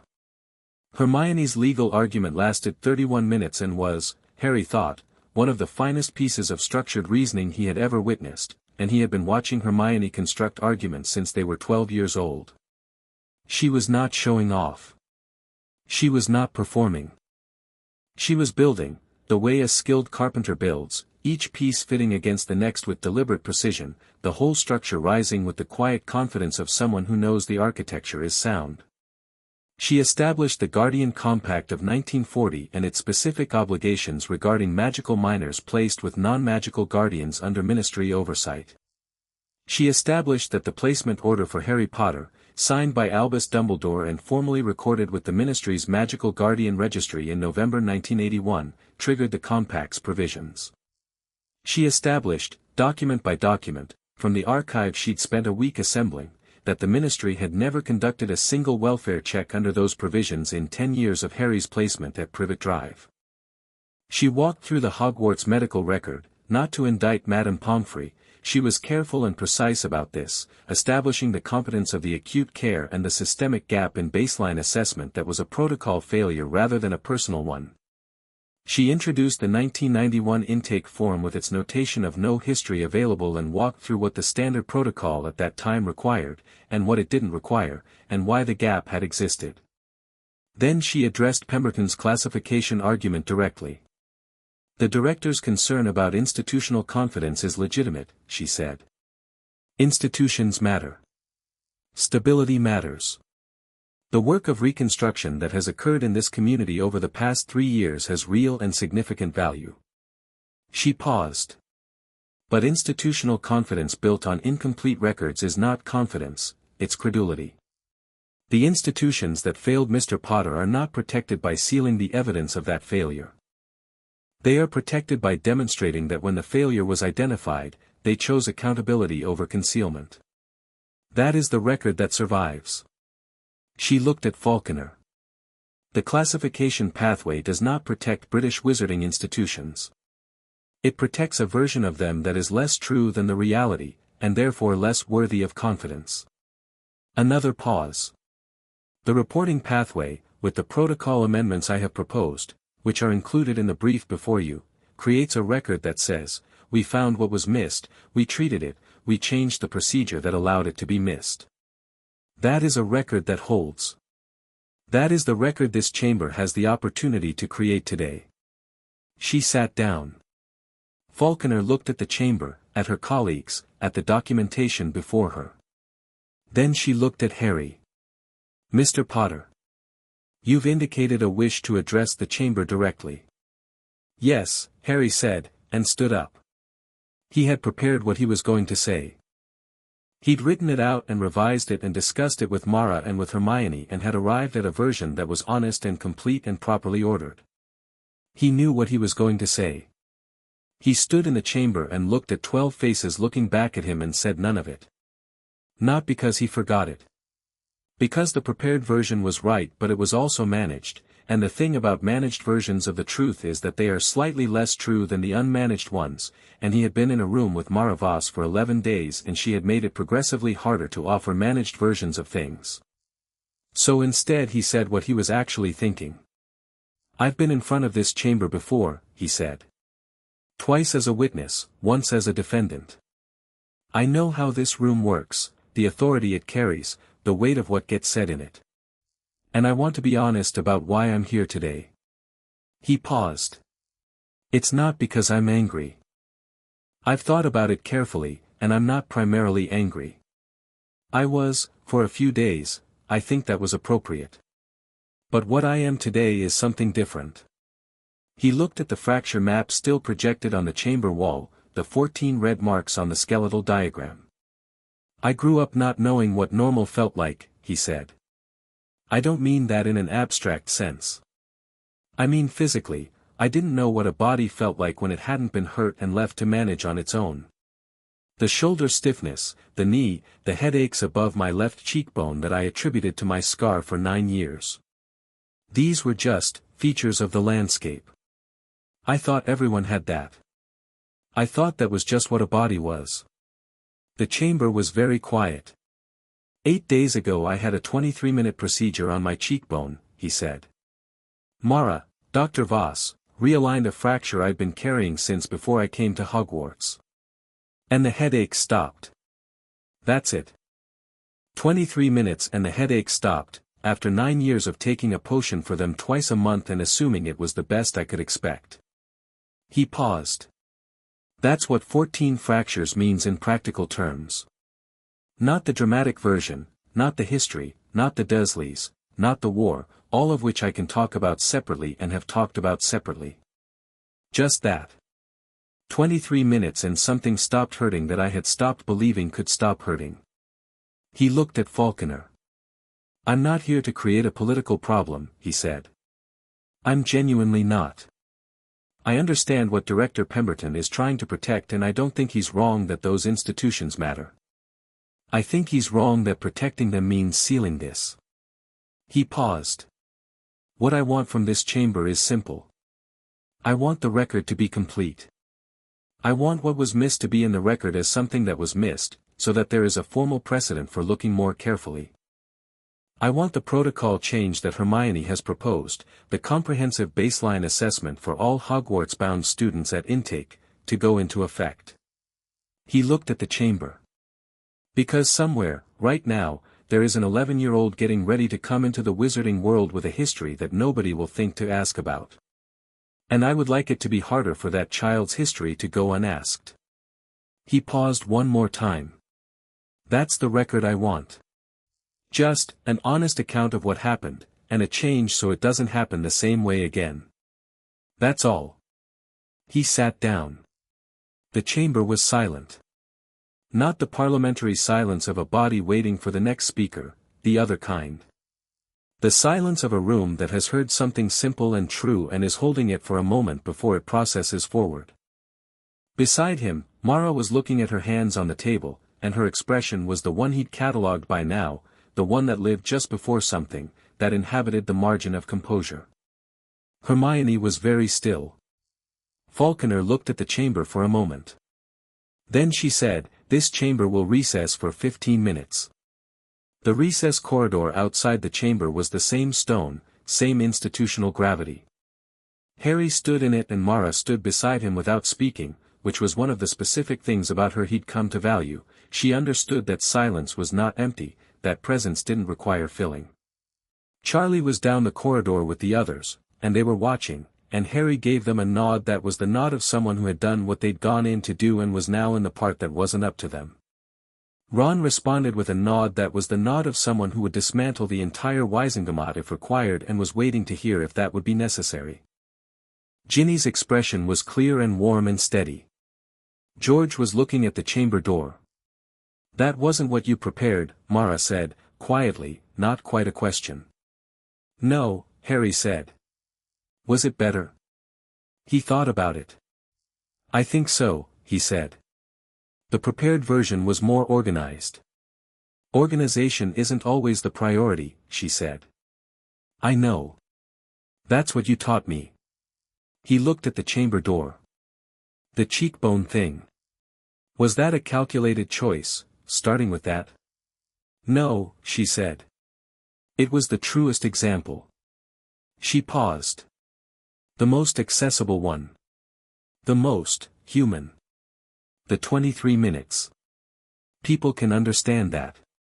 People can understand that something small and treatable was overlooked for 9 years because nobody asked.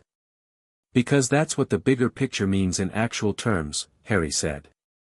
Yes, Mara said. 14 fractures is a number. 23 minutes and a headache stops, that's a life. That's what it means inside someone's body. Harry was quiet for a moment. Then, how did the clavicle procedure go? From your perspective. She glanced at him.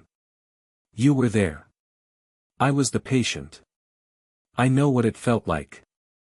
I'm asking what it was like technically. She considered. It was the most precise alignment I've done outside of an emergency setting, she said. The 20-degree compensation had been in place long enough that the surrounding structures had adapted to the wrong angle, the muscle attachment points, the joint socket. I had to work slowly, correct the bone first and then encourage the tissue to follow. A pause. Okafor was excellent. She anticipated the tissue response before I had to call it. We didn't speak much, we didn't need to. Another pause, slightly different in quality. It went well. You were nervous about it, Harry said. I was focused, she said, with the specific distinction. Is there a difference? She looked at him. The corridor was empty except for them and the distant sounds of the Weasley contingent. For the cases I care about, she said, carefully, focus and nervousness occupy the same space. It's not anxiety. It's investment. She held his gaze. Yes. I was nervous about it. Harry looked back at the chamber door. Something in his chest was doing the thing it had been doing, incrementally, since the first evening in the Burrow Garden, some slow structural adjustment, something settling incrementally toward a position it was supposed to occupy. He thought about the shoulder. The clavicle moved right and the shoulder followed.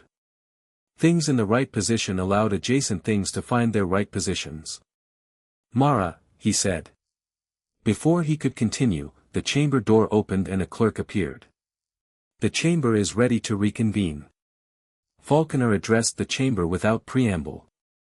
This chamber has considered the review request filed by Director Pemberton and the formal presentation submitted by Dr. Voss and Miss Granger, she said. We have 3 determinations to make: whether the findings are subject to classification, the appropriate reporting pathway, and whether the proposed protocol amendments shall be adopted. She looked at her colleagues briefly, then back to the room. On classification, the request is denied. The findings documented by Dr. Voss represent ongoing medical conditions currently under active treatment. They cannot be classified under the security provisions invoked by the Director, as those provisions apply to information that represents a current threat to public stability. An honest account of a historical institutional failure does not constitute such a threat. The denial is unanimous. Harry kept his expression neutral. Beside him, he felt rather than saw Hermione exhale. On the reporting pathway, the formal medical record shall enter the British Healing Registry in full, as submitted. Additionally, this chamber directs the Ministry's Magical Welfare Office to conduct a formal review of the Guardian Compact provisions as applied to the Placement Order of 1981, with findings to be submitted to this chamber within 90 days.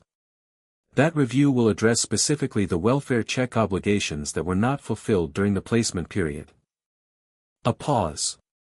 On the protocol amendments, this chamber adopts, with immediate effect, the following changes to standard intake procedure for Hogwarts-bound students. First, a comprehensive baseline physical assessment, including full skeletal imaging, to be conducted at the time of Hogwarts enrollment for all incoming students, with the assessment to be placed in both the school medical archive and the British Healing Registry. Second, a mandatory medical history requirement, to be completed by the student's guardian or, in the absence of a guardian, by a designated ministry welfare liaison. Third, a standardized welfare assessment for all magical minors placed with non-magical guardians under ministry oversight, to be conducted annually. Falconer set down her notes. These amendments are effective immediately and apply to the current enrollment cycle. She looked at the room. This chamber's proceedings are closed. The record of this session will be filed with the Weisengamot archive and made available to the ministry's public records office within 30 days. She looked at Pemberton. Director. The Council is directed to ensure the protocol amendments are implemented with the current Hogwarts enrollment intake. Beginning this September. Pemberton said, "Yes, Chief Warlock." He said it without qualification. Falconer stood. The chamber stood.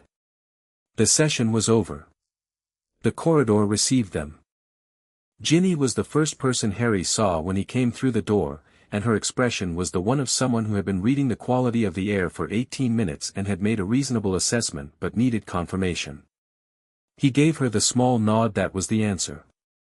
She closed her eyes for 1 second, then opened them. Ron clapped him on the shoulder, the left shoulder, which was new and still tender but moved right now, and even Ron's enthusiastic contact didn't produce the old grinding resistance. He said, "Well," and Harry said, "Everything," and Ron said, in the specific tone that meant he was feeling several enormous things and had condensed them into a monosyllable, "Right." George looked at him. Just looked, for a moment, with his whole face present. Then he said, "Good," and that was the entirety of it, and it was complete. Arthur shook his hand. Arthur's handshake was warm and prolonged, and his eyes were bright in the way of a man who had profound feelings he was choosing to express through the grip of a handshake rather than words, which Harry found both deeply Weasley and deeply moving. Charlie was last. He stood in front of Harry and said, "The amendments. The intake protocol. Starting in September," Harry said. Charlie exhaled, long and slow. "Good," he said, the word carrying the weight of someone who had spent 11 days carrying something specific and had just been allowed to set it down. Mara came out of the chamber. The Weasley configuration shifted slightly to accommodate her, not parting exactly, more like expanding, the way a group does when it has decided someone is included. She stood beside Charlie and looked at the corridor and the people in it and did the slight recalibration of someone who has been in professional mode for 2 hours and is returning to a different register. Molly emerged from the observer's anteroom down the corridor. She had been there, as advertised, having committed fully to her qualification as a ministry observer, and she crossed the corridor without apparent concern for the ministry officials also exiting the chamber, and she reached Harry and took his face in her hands, which she had done since he was a teenager and which had never once failed to do something specific to him. "Good," she said fiercely.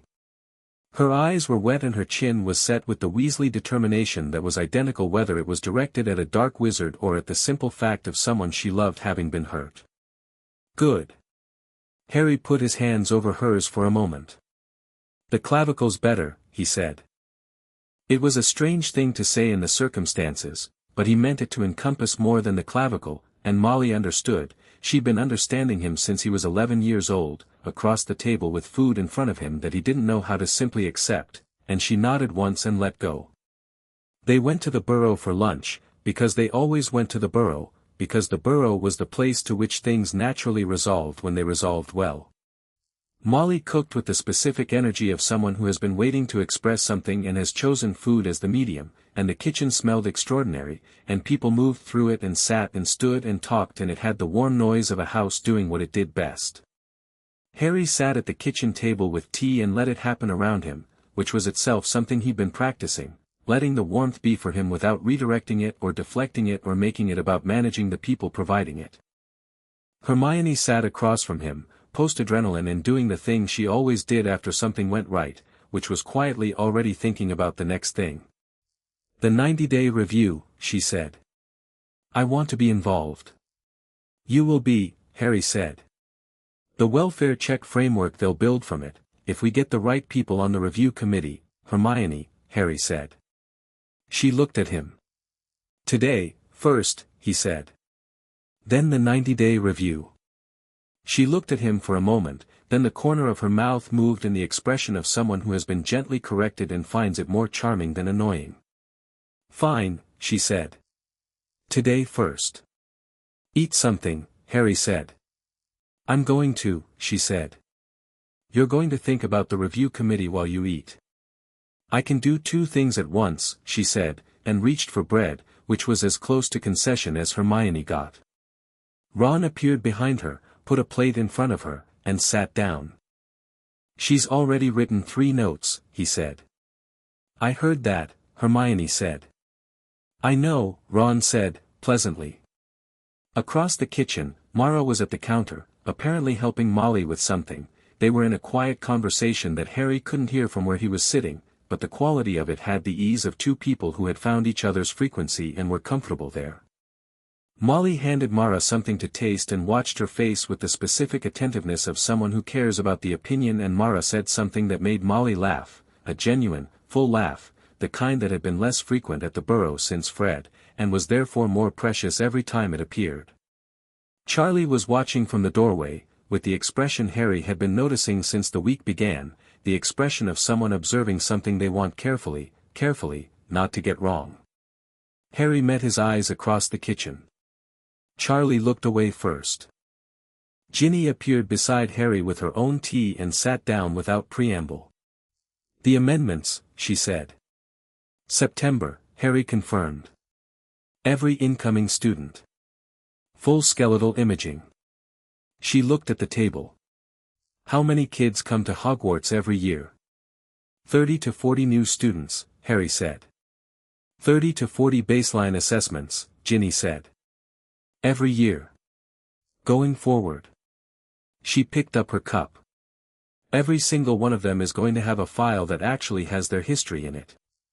On the first day. Yes, Harry said. She was quiet for a moment. The kid who gets caught, she said. The first one. The first kid where the comprehensive scan finds something that nobody would have otherwise seen. They're not going to know it was because of you. No, Harry said. Does that bother you? He thought about it. No, he said. It doesn't need to be because of me. It just needs to happen. Ginny looked at him. You've always been like that, she said. Even at 17, running into things you weren't going to come out of. It was never about the credit. She paused. I used to find it frustrating. I know, Harry said. You told me. I was right to find it frustrating, she said. You should have wanted something for yourself. She paused. But you wanted this for yourself, a little. The record. The honest account. He considered. Maybe, he said. The protocol changes for everyone after. But the record being complete, yeah. Maybe that's mine a bit. Good, Ginny said. Have something. He almost smiled. You and Mara would get along. We have been getting along, Ginny said.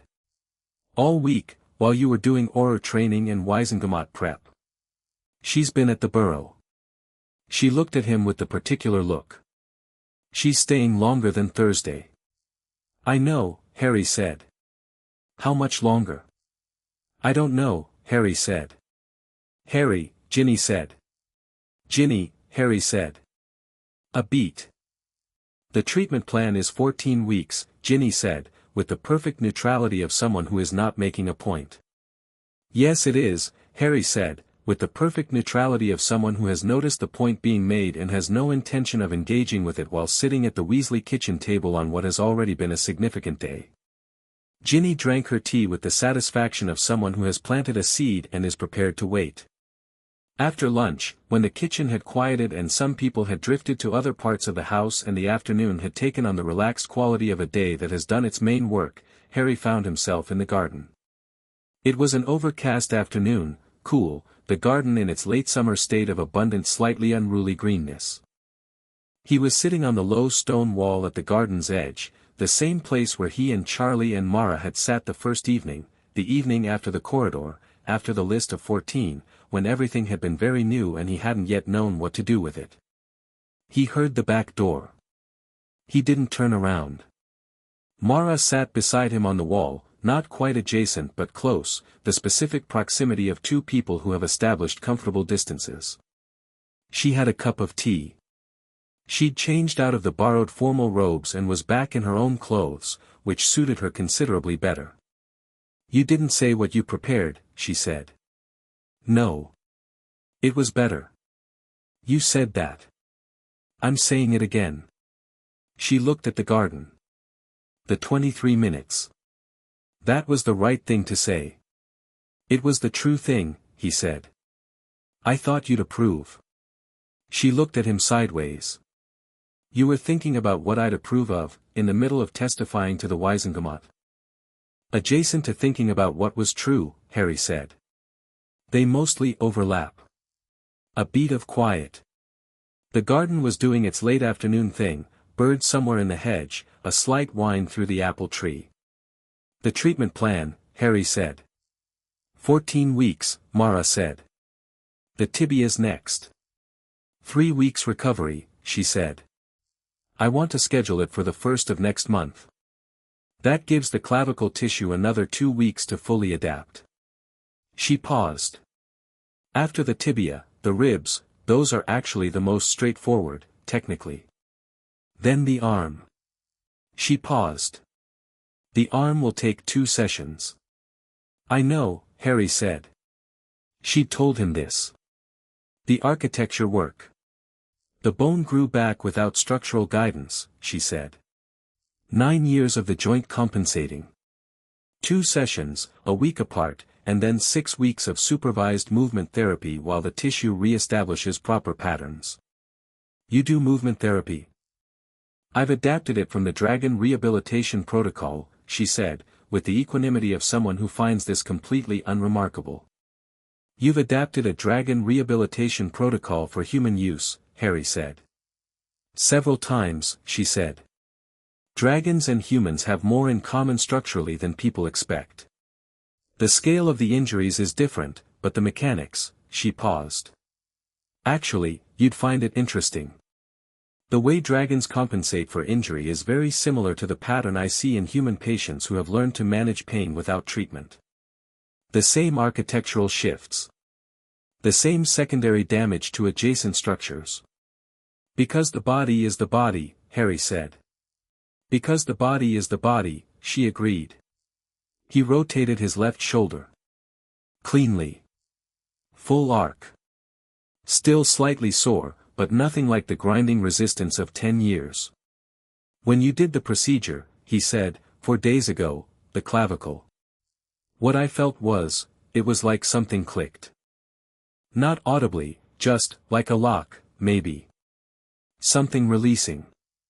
That was the joint socket accepting the corrected angle," Mara said. The socket had been working at the compensation position for so long it had slightly remodeled around it. "When the clavicle moved to the correct angle, the socket," she paused. "Yes. It releases. It finds the position it was supposed to be in. Does it always feel like that?" She was quiet for a moment. "Not always," she said. "Some corrections are uncomfortable. Some patients barely feel anything. The ones who have been compensating for a very long time," she paused. "The releases are usually more significant for them. Because there's more to release." Harry considered his shoulder. "The release 4 days ago. The clean rotation now." "Mara," he said. She looked at him. He'd been going to say something about the treatment plan, or the next procedure, or something practical and appropriate for the garden wall with the birds in the hedge. But he was looking at her and she was looking at him with the direct, present, fully real attention that had been the first thing he'd noticed and that had not, in 11 days, become any less striking, and what came out instead was, "I'm glad it was you." The garden was quiet around the words. Mara looked at him for a moment. Not with surprise, she processed, assessed, was present in the way she was always present. Then she said, with the quality of someone offering something real in return for something real, "I'm glad I was here." Not the same thing exactly. Something adjacent, something honest, something that occupied the same space and carried its own weight. The garden held them both in the easy way of a garden that has been holding people for decades and knows what it's doing. "The 1st of next month," Harry said. "1st of next month," Mara confirmed. He turned back to the garden. She looked at her tea. The apple tree moved in the slight wind. 11 days since a 9:15 appointment in a ministry corridor. 14 fractures named and found and being addressed one by one, in sequence, with the methodical care of someone who had decided that every single one was worth the trouble. A record now complete, or beginning to be complete, the formal account entered, the protocol changed, the intake form that would ask about history and mean it. The shoulder moved right. The headaches had stopped. The record existed.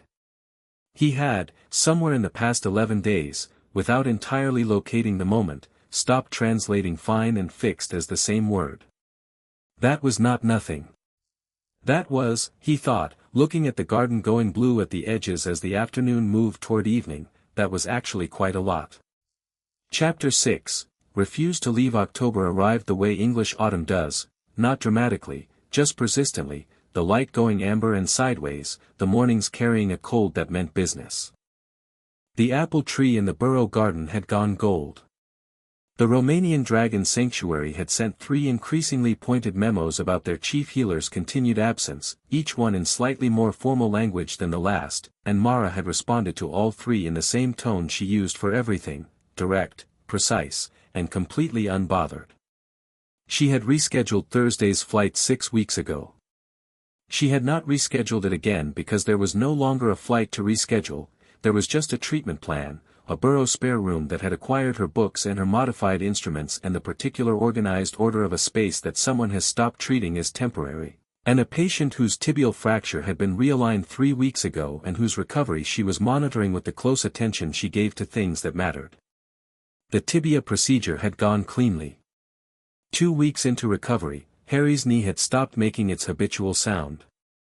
He'd come to the Borough the morning he'd noticed and stood in the kitchen doorway and said, "The knee," with the specific quality of someone who has just experienced the absence of something they'd stopped registering as presence, and Mara had looked up from her breakfast and said, "I know," because she'd been waiting for him to notice.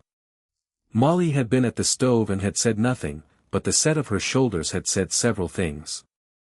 Now it was the first week of October and the arm was next. Harry arrived at St. Mungo's at 9 on a Tuesday with the particular quality of readiness he'd brought to the procedures, not performing calm, actually calm, in the way of someone who has done this enough times now to know what the calm is made of and trusts it.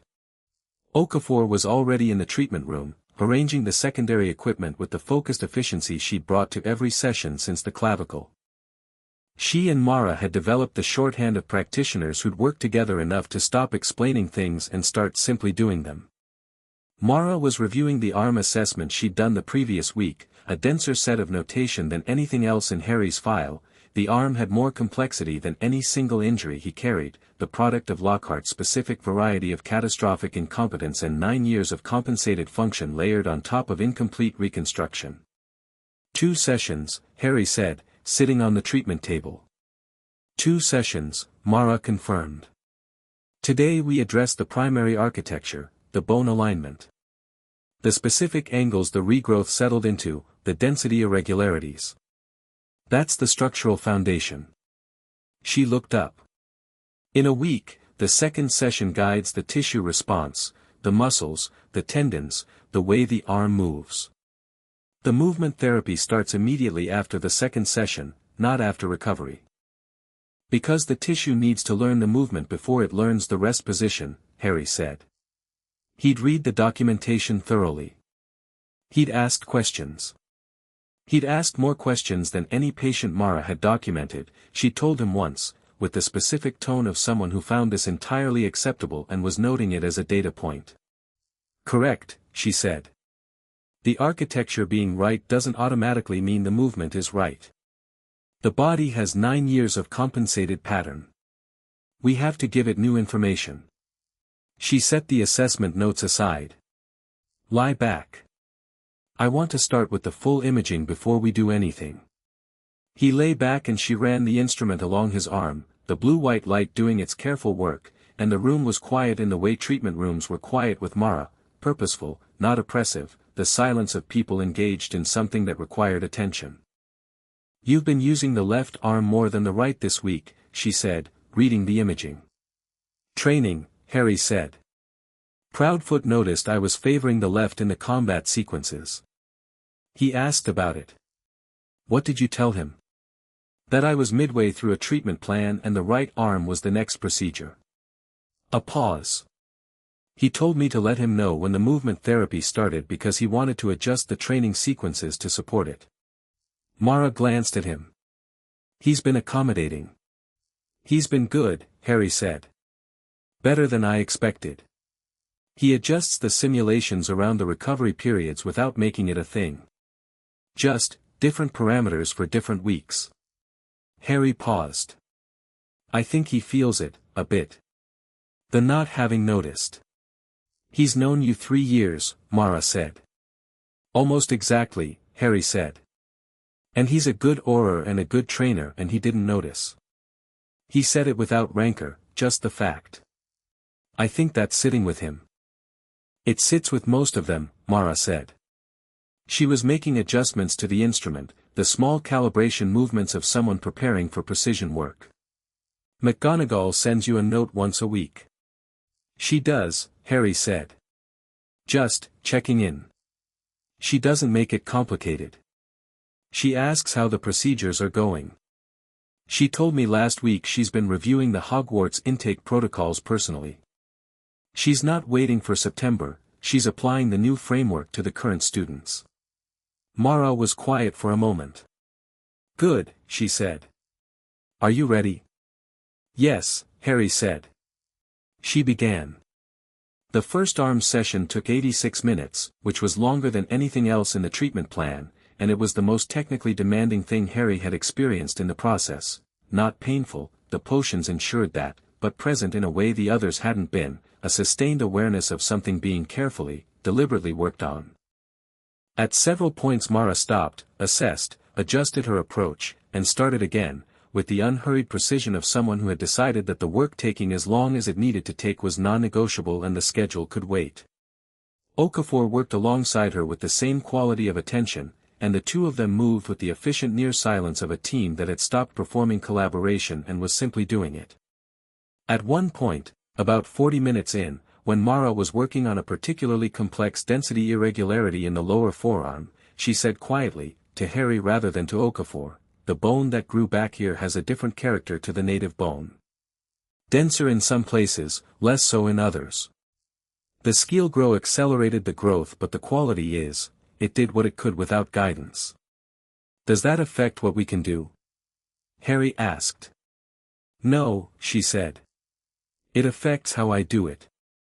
The irregular density means I need to work in smaller increments, encourage the architecture to even out gradually rather than correcting it all at once. Which is why this is taking longer than I said it would. I noticed, Harry said. Are you bothered? No, he said. Take as long as it needs. She glanced at him briefly, not checking, just noting, and returned to the work. When it finished Harry sat up slowly, and there was a quality to the arm that was immediately different even through the residual potion haze, a different quality of weight, like a tool that has been rebalanced. He looked at it, flexed his fingers. Don't test the range of motion yet, Mara said. Let it settle for 24 hours. Movement will be limited today regardless. I know, Harry said. I'm saying it anyway. I know that too, Harry said. Okafor made a sound that was definitely suppressed amusement and took the instruments to the cleaning station. They walked out of St. Mungo's into the October morning together, Mara with her satchel and Harry with his right arm slightly strange and settled in his jacket pocket, and they walked without destination for a few minutes the way they had been sometimes walking, not going anywhere specific, just moving, which was something Harry had discovered about himself in the past 6 weeks, that he processed better in motion. Hermione's welfare review submission, Harry said. I read the draft last night, Mara said. It's thorough. The recommendations for the Guardian Compact framework are exactly right. She wants to present them at the 90-day review in December. He paused. She asked if you'd co-sign the medical section. Mara walked for a moment. Yes, she said. Obviously yes. She'll be pleased, Harry said. She's already planning the December presentation with the energy of someone who has found a cause that requires her full capabilities. Which is the best use of her, Mara said. It really is, Harry agreed. They passed a coffee cart and Mara stopped, bought 2 cups in the continental manner she preferred, handed Harry his without ceremony, and they kept walking. This too had become a pattern, the specific domesticity of it so natural neither of them had remarked on it, the way habits form in the absence of drama, just one day it's what you do and there's no particular moment to point to. The second session is next Tuesday, Mara said. I know. And then the movement therapy starts Wednesday. Every morning, 45 minutes. At the Burrow? She looked at him sideways. I assumed. The kitchen table's good, Harry said. Your equipment fits on it. Barely, she said. Barely is fine, he said. They walked in the October morning, coffee in hand, London doing its ordinary thing around them, and after a while Harry said, the sanctuary sent another memo. I know, Mara said. I replied. What did you say? She drank her coffee. That the treatment plan concludes in 6 weeks and I'll return at the end of November. He was quiet for a moment. 6 weeks. Give or take, she said. Depending on the movement therapy progress. Some patients adapt faster than others. I adapt quickly, Harry said. You adapt to combat scenarios and physical demand quickly, Mara said. Movement therapy is different. It's counterinstinctive, in a specific way. You've been compensating for 9 years. The compensation is efficient. The body doesn't want to give up efficiency for correctness right away. How long does it usually take? 6 weeks is the minimum for full pattern re-establishment, she said. I've had patients take 12. She looked at him. You'll be at the shorter end. How do you know? Because you've been honest with me about what you feel in the sessions, she said. That's most of the battle, actually. Patients who report accurately move faster than patients who perform fine. She paused. You stopped performing fine approximately 10 days in. Harry thought about this. Is that when you noticed? It's when the session started producing better data, she said. Which yes, is when I noticed. He was quiet for a moment. The sanctuary, he said. You miss it. It wasn't a question, but she treated it as one, took it seriously, considered it. I miss the dragons, she said. The specific, honesty of working with them. The lack of performance. She paused. I don't miss the administrative fights. The paperwork. The policy debates about import regulations that go in circles for 6 months and produce nothing. Do they manage without you? They have 2 excellent healers and a trainee who is better than she thinks she is, Mara said. The dragons are cared for. A pause. But there are 2 Peruvian vipertooths who came in from a rescue operation in August that I want to see when I get back. Their recovery is at the point where I'd normally be doing the full mobility assessment. What do Peruvian vipertooths look like? Harry said, with the genuine curiosity he discovered he had about dragons in the past 6 weeks of regular proximity to someone who loved them. Mara described them, compact, copper-colored, the fastest of the known dragon species, with a specific venom that complicated wound healing in ways that required careful management. She described the rescue operation in the particular detail she used when she was talking about something she cared about, which was specific and precise and still somehow warmer than her general precision, and Harry listened with the full attention he gave to her because her attention to things was itself interesting, the quality of her mind at work on the things she loved. You should go back and see them, Harry said. I will, she said. In 6 weeks. You could go sooner, he said. The movement therapy, Okafor could supervise. Mara looked at him. Okafor is an excellent healer, she said. She's not familiar with the modified protocol I'm using for the therapy. It would take me 2 weeks to transfer the methodology properly, which would cost more time than I'd save by leaving early. That's a practical argument, Harry said. It's the accurate argument, she said. He looked at her. She looked ahead, coffee cup in hand, the October street around her. Mara, he said. Harry, she said, with the exact tone of someone who knows what's coming and is not going to make it easier. I'm not telling you to go, he said. I'm making sure you know you're allowed to. She stopped walking. He stopped.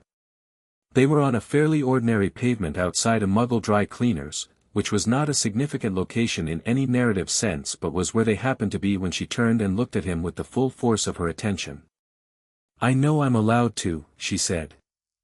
I'm a 32-year-old woman who has lived in 4 countries and made every significant decision of her own life. I don't need permission to leave. I know, Harry said. I'm not offering permission. He stopped, found the right words. I'm making sure this is what you want. Because I know I'm the reason you're still here and I know it's cost you things and I don't want you to be staying because leaving feels like abandoning something. I want you to be staying because I want to, she said. Yes, he said. She looked at him for a long moment. The dry cleaner's window reflected them both, Harry with his right hand in his jacket pocket and Mara with her coffee and her satchel, the October morning grey and specific around them. You're getting better at this, she said. At what? Asking for what you want, she said, without asking for what you want. He almost smiled. Is that what I was doing? You were asking whether I want to be here, she said. While phrasing it as concern for my freedom to leave. She looked at him steadily. I'm here because I want to be here. The treatment plan is real and the movement therapy is real and the Vipertooths can wait 6 weeks. But also, yes. I want to be here. She said it with the particular directness of someone who has decided that the accurate thing and the honest thing are the same thing and she might as well say it plainly. Is that clear enough? Yes, Harry said. That's very clear. Good, she said. Walk. The coffee gets cold. He walked. The October morning carried them forward.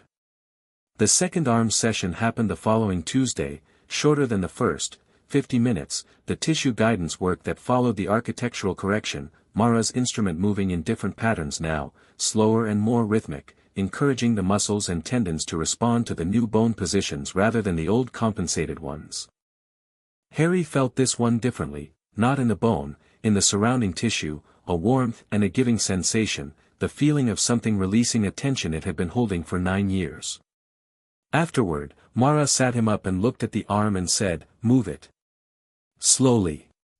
Whatever feels natural." He raised it. Extended. Rotated at the elbow. The motion was not dramatically different from before, the arm had always worked, had always been functional, that was what compensation meant, but there was a quality to it that was subtly changed, the quality of a movement happening in the right alignment rather than around it. He opened and closed his right hand. The wrist didn't ache. The specific cold weather ache that had lived in the joint for years, that he'd stopped registering as weather rather than as damage. He looked at his hand. Well? Mara said. The wrist, he said. I know, she said. He looked at her. You knew the wrist would resolve from the arm work. I suspected, she said. The metacarpal fractures and the architectural irregularities in the arm were all in the same kinetic chain. Resolving the arm changes the load distribution. The wrist stops compensating. She paused. Not everything needs a separate procedure. Some things resolve when the thing that was causing them is resolved. Harry held his right hand in front of him and flexed it once more. The wrist moved cleanly. That's 13, he said. Mara looked at him. The tibia, he said, counting. The clavicle. The cheekbone. 3 ribs, 2 sessions, 2 events, all resolved. The right arm, today. He paused. And the wrist, which just went with the arm. He looked at her. That's 13 addressed. 1 left. The hand fractures, she said. The 4 metacarpals. You said those were the least urgent, he said. They are, she said. They have the least functional impact. But, she paused, and the pause had a quality he'd learned to read, the pause of someone about to say something they've thought carefully about. I want to do them before I go back to Romania. Because they're part of the plan, he said. Because they're part of you, she said. And I want the plan complete. The treatment room was quiet. Okafor had stepped out to file paperwork, and it was just Harry and Mara and the particular honesty of a space that had seen 6 weeks of careful work. When? He said. Next week, she said. Friday. It's a short procedure, the fractures are well healed, the damage is minor. An hour, maybe less. She picked up her pen. Then the movement therapy continues for 4 more weeks. And then you go, he said. And then I go, she said. He nodded. He looked at his right hand again, functional, always functional, the small bones across the back of it healed wrong and working fine anyway, as everything had been healed wrong and working fine anyway for so long that fine had simply become the word for it. Friday, he said. Friday, she confirmed. Friday was clear and cold, the October sky doing its best impression of a decision it hadn't quite made. The procedure was as described, short, precise, efficient. The 4 metacarpal fractures addressed in the sequence Mara had planned, each one corrected with the care she brought to everything, Okafor reading the imaging alongside, the blue-white light doing its final sweep of the right hand. When Mara set her instrument down and said, "That's the last one," the room held the particular quality of completion, not dramatic, not with music or ceremony, just the clean silence of something finished. Harry looked at his right hand. Both hands. The left with its own history, addressed in different ways across different weeks. The right with the arm resolved and the wrist quiet, and now, the 4 small bones across the back of it sitting at their correct angles for the first time since the war. All 14, he said. All 14, Mara said. She was already writing the final notation in the case file, the completion record that would go into the healing registry alongside everything else, the document that said, treatment plan completed, all identified fractures addressed, patient cleared for normal function with ongoing movement therapy. Okafor looked up from the instrument station. Her expression was the expression of someone who has participated in something they're glad they participated in, the quiet satisfaction of good work done. I'll file the completion documentation today, she said. Thank you, Mara said. For all of it. Okafor nodded once. She gathered the equipment with the careful movements of someone who understood that the work deserved to be closed properly, and she left. Harry sat on the treatment table and Mara sat at the desk, and the room was quiet and there was no more procedure, no more scan, no more blue-white light mapping damage that needed addressing. The map existed now in the record, complete, documented, treated. All 14 red marks with their treatments noted beside them, the story fully told. Movement therapy continues, Mara said. Every morning, 45 minutes, Harry said. I know. You've been very good about the sessions, she said. You said I would be. I said you'd be at the shorter end, she corrected. Being good about it is slightly different from adapting quickly. She paused. You've been both. Harry looked at her. She was writing, which was what she did when she was finishing things, finishing them properly, no loose ends, the documentation complete before she allowed anything else. He'd learned this about her in 6 weeks. She was also the kind of person who kept her coffee cup equidistant between her pen hand and the document she was writing, which was either very organized or very habitual, and was probably both. She thought about the dragons on Tuesday mornings for reasons he hadn't been able to identify until she'd mentioned the viper tooth assessment once in passing and he'd realized it was the day she did her sanctuary check-ins remotely. She had been, in 6 weeks, more consistently present in his daily life than almost anyone except Ron and Hermione. She had done this without announcement or performance or any apparent consciousness of the accumulation of it, the way all the most important things accumulated, through ordinary repetition until ordinary became essential. "I want to ask you something," Harry said. She looked up from the documentation. "Romania," he said. "The sanctuary. You go back end of November." "Yes." "What does it look like?" "The day-to-day. When you're there and it's normal." She considered the question. He could see her considering it, the slight pause of someone deciding whether the answer was being asked in the register it appeared to be asked in or in another register underneath. She decided on both and answered them together. "I'm up at 5, she said. "The sanctuary has its first feeding and health check at 5:30, I make the rounds before anyone else because the dragons are quieter in the early morning and it's easier to assess without the handlers present." She paused.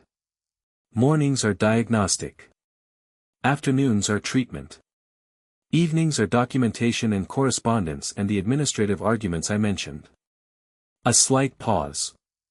"It's not a quiet life." "I didn't think it was," Harry said. "But she stopped, thought. "It's mine," she said. "I built it from nothing, almost. I went there with a certification and a satchel and a theory about dragon bone density that nobody believed, and I proved it. And now it's what the sanctuary runs on." Another pause. "It means something. The work means something." "I know," Harry said. "I can tell it means something. It's why you're good at it." She looked at him. "The way you talk about the dragons," he said. "It's the same way you talk about my arm. Or the tibia. Or any of the procedures. You're interested in the work, genuinely. Not as a job, as something that actually matters to you." He paused. "I noticed that the first day. In the garden." "First evenings are informative," Mara said. "They are," Harry said. "Can I ask you something else?" "You're going to," she said. "The movement therapy," he said. "For more weeks." "That's every morning at the Burrow." "Or wherever you prefer," she said. "Grimmauld Place has sufficient space." "I know," he said. "I'm asking if you want to keep doing it at the Burrow." She set her pen down. She looked at him with the full attention, the complete present quality that had been, still was, would probably always be, the most direct and honest experience of being seen that he'd encountered. "Yes," she said.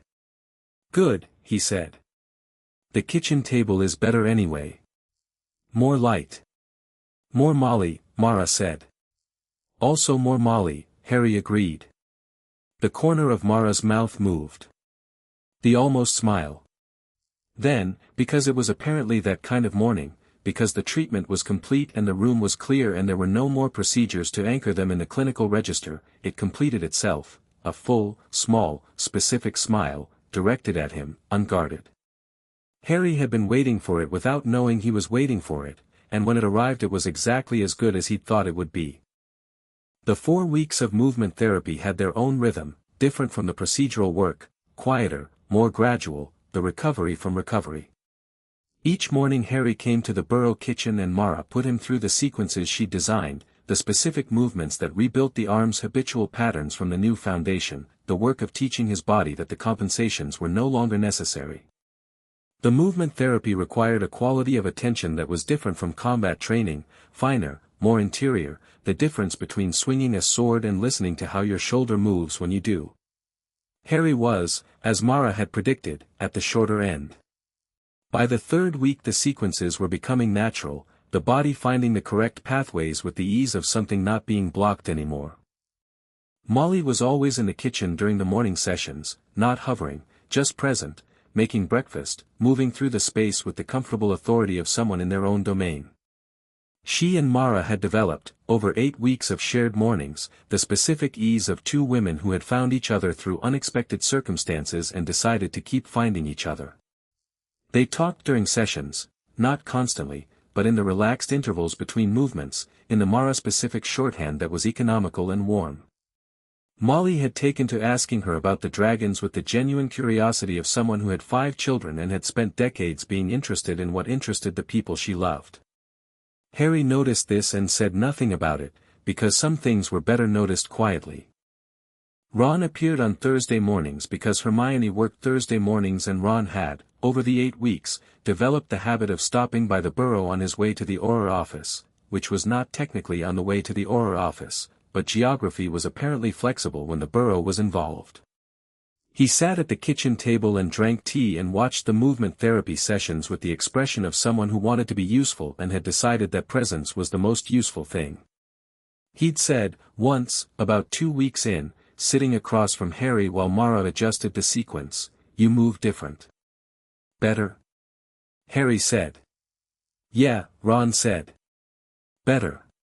You know what it reminds me of?" He thought about it. "Third year, after your Patronus started working properly. The way you moved after that. Like something heavy fell off." Harry had thought about this for days afterward. The Patronus comparison. The silver stag that had formed when he'd finally found the right memory, the right specific warmth, and how afterward, in the sessions with Lupin, there had been a quality of ease in the casting that had never been there before. The ease of doing something in the right way rather than around the right way. He thought it was probably accurate. Hermione presented the welfare review recommendations to the Wisengamot subcommittee in the 3rd week of November, which was 4 days before Mara's flight back to Romania. Harry went with her, not as a witness this time, just as support, sitting in the observer gallery while Hermione dismantled every counterargument with the specific joy of someone doing exactly what they were meant to do. The subcommittee adopted 6 of her 8 recommendations with immediate effect. The other 2 were tabled for further review, which Hermione described afterward as a partial victory requiring follow-up, and which everyone else described as a near-total victory because they knew Hermione. The Guardian Compact review was formally opened. The Ministry's Magical Welfare Office had been restructured under new guidelines.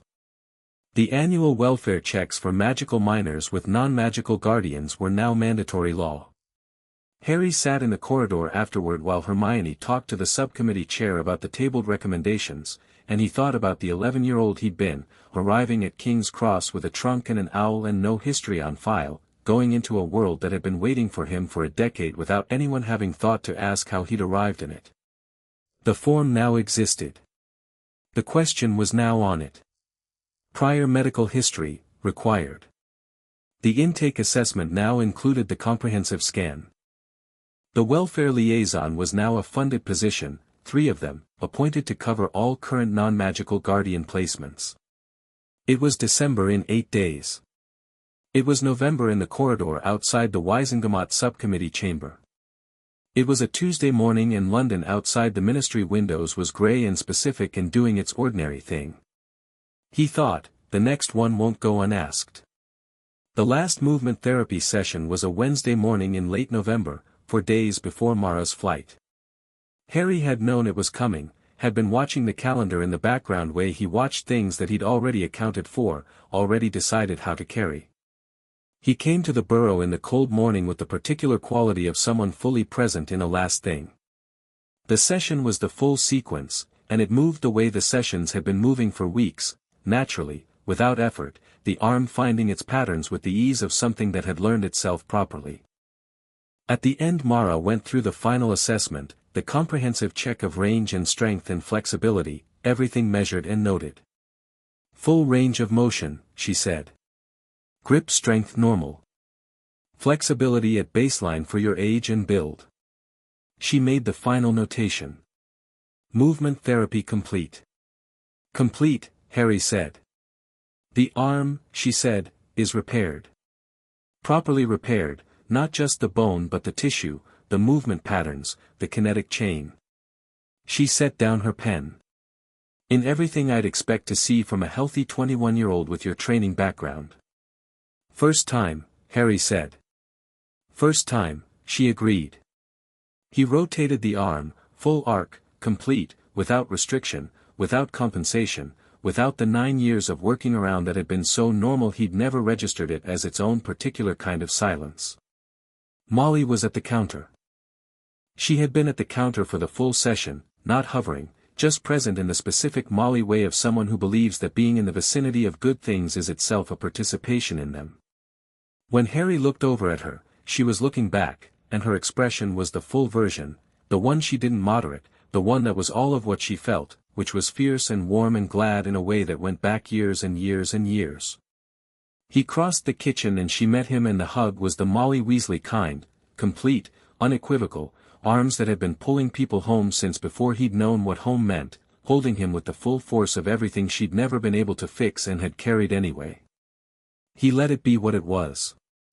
When she let go, her eyes were wet and her chin was up, and she said, "Good," in the tone that meant everything. "Good," Harry said back. Mara left on a Saturday. The burrow was full, not by plan, just by the natural gravity of the Weasleys toward significant mornings.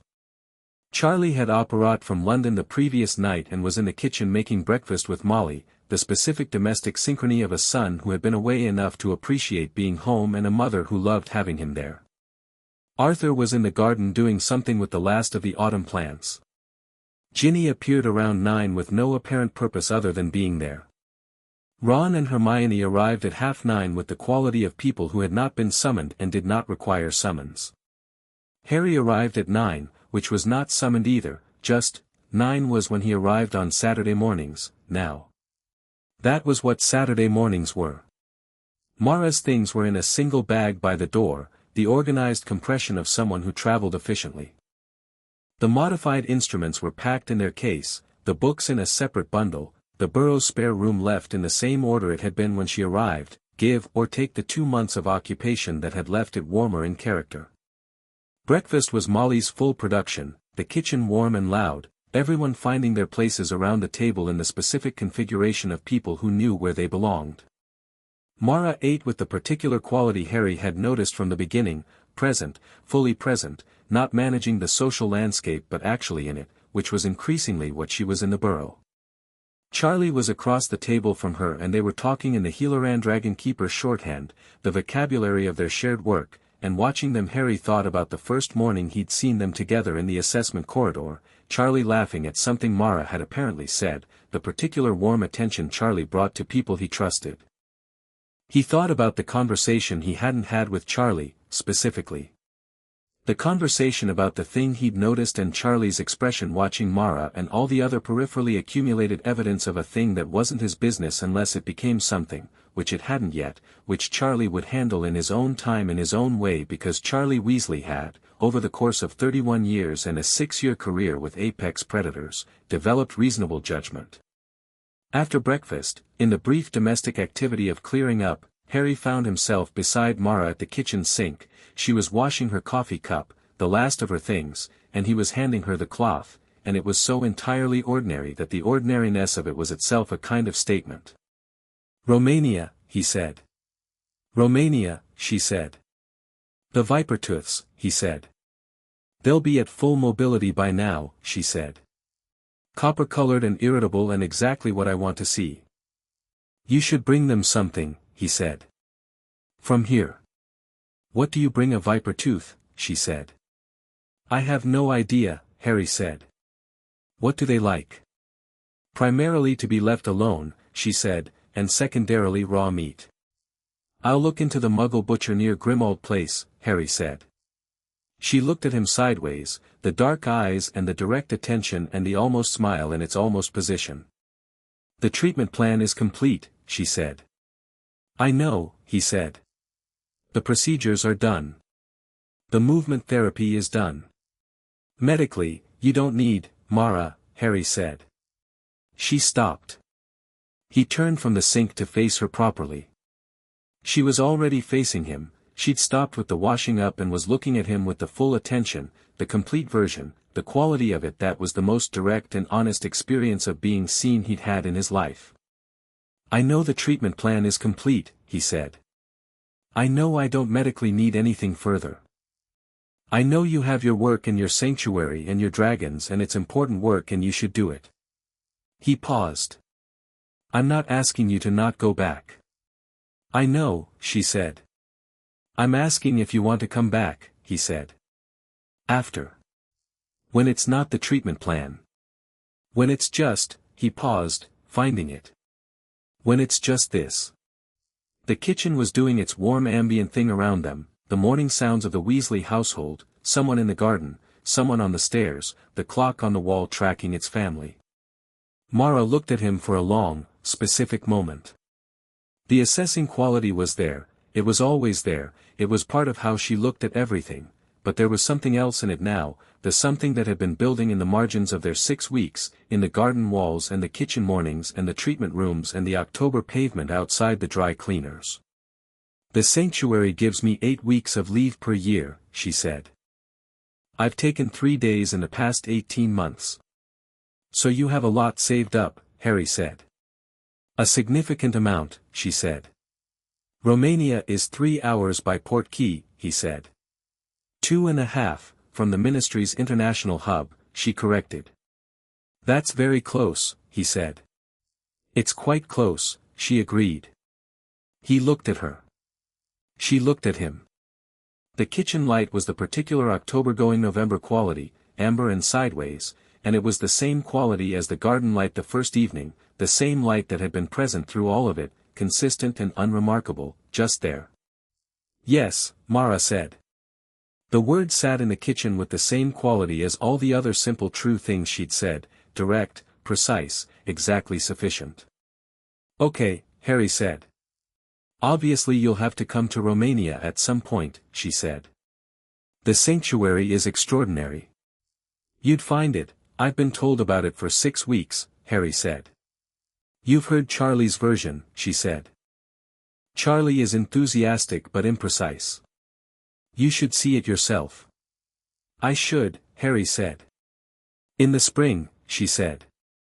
The ridgeback eggs hatch in March. You'd have to see that. Tell me when, he said. She nodded once, with the quality of someone making a note, internal, specific, added to the list of things to be done properly and completely. She picked up her coffee cup and dried it and put it on the shelf, the last of her things dealt with. I'll write, she said. When I'm back. I know, he said. I'll be here. The goodbye at the burrow door had the quality of all the burrow goodbyes, warm and slightly overlapping, people finding their moments. Molly held Mara for long enough that Mara's expression did the full transition from acknowledging warmth to actually receiving it, which was its own thing to witness. Arthur shook her hand and said, in the Arthur way, something specific and sincere about her work and its value. Ron said, "Come back," in the tone that made it a statement rather than a request. Hermione said, "December, for the subcommittee," and Mara said, "I'll send the final section of the medical documentation this week," and they looked at each other with the specific satisfaction of two people who have built something together. Ginny looked at Mara for a moment and then said, simply, "Thank you," and Mara said, "Thank you for making it easier," and something passed between them that was complete and didn't require further words. Charlie walked Mara to the apparition point at the end of the garden path.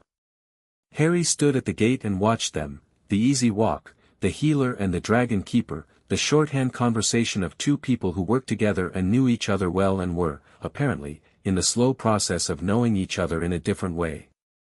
Charlie said something at the apparition point and Mara looked at him with a directness that was, Harry noted, a slightly different quality than her usual directness, slightly warmer at the edges, slightly less managed. Charlie had, in the end, not needed anyone to have a conversation about it for him.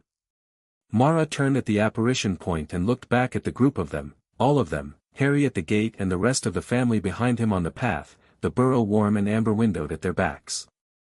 She looked at all of them with the specific expression of someone cataloging something they want to keep, and then she looked at Harry last.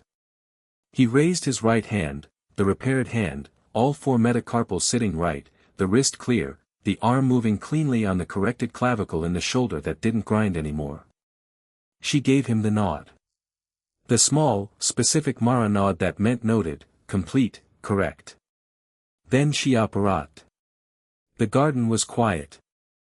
Harry stood at the gate for a moment and looked at the space where she'd been, and then he turned back to the family on the path and walked toward them, the cold November morning bright and clear around all of them, and the burrow behind them with its smoke and its warmth and its particular quality of being exactly what it had always been, the house that meant home, that expanded to hold whoever needed holding, that had been, over decades, the place where things resolved. He walked back through the gate.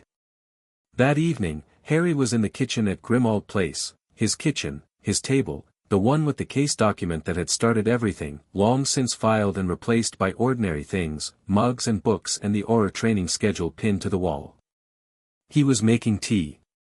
His shoulder moved cleanly. His knee was quiet. The arm, he flexed his right hand, once, the small instinctive check he'd developed, and it answered correctly. All of it answered correctly. 14 fractures. 8 weeks. All 14 addressed, every one of them. The record complete and in the registry, the protocol changed, the intake form asking the question it should always have asked, the welfare checks now law. The Wisengamot session and Hermione's subcommittee and Pemberton sitting across a desk hearing the truth and having the dignity to let it rearrange him. McGonagall's weekly notes. The Hogwarts intake already changed for the current students. Okafor doing her assessments with the new protocol and finding, she'd written to tell him, 2 cases in the first month, 2 students whose comprehensive scans had found things that the old protocol would have missed. Nothing as complex as what Mara had found. Both addressable. Both now addressed. 2. He stood in his kitchen and thought, 2. Just in the first month. Just at Hogwarts. 2 children whose histories were now in the record, whose bodies were now being properly cared for, who would not arrive at 21 with 14 accumulated things that nobody had asked about. He'd told the Wisengamot he wasn't doing it for acknowledgement. He'd told them he was doing it for the record, for what came after. And it was, he'd meant it, had meant it entirely. But standing in his kitchen with his shoulder moving cleanly and his hand flexing right, with the space where Mara had stood this morning still warm in some essential sense, he thought, it was also for this. For the way his body felt now, moving in the correct positions, without the adaptations and compensations and architectural workarounds of a lifetime of being left to manage. For the 23 minutes and the headache stopping. For the knowledge, and this was the one he'd been arriving at slowly, over 8 weeks of morning sessions and kitchen tables and October pavements and honest conversations, that the truth of what your body carries is worth telling. That someone asking what hurts and meaning it, and staying when you tell them, is not a small thing. That fine and fixed are different words. That it matters to know the difference. He made the tea. He sat down at the kitchen table. His mirror lit up, not Hermione, not Ron, not the ministry. A Romanian address, registered in the Mirror network that morning. He answered it. Mara's face, slightly small in the mirror surface, the Romanian sanctuary visible behind her in the particular quality of late evening light, warmer than London's, the mountains somewhere in the dark behind the windows. She looked like herself, which was to say direct and present and clear, and also like someone who had returned to something they loved and found it exactly as they'd left it. The Vipertooths, she said, without introduction. How are they? He said. Copper-colored and irritable, she said. Exactly as I wanted. A pause.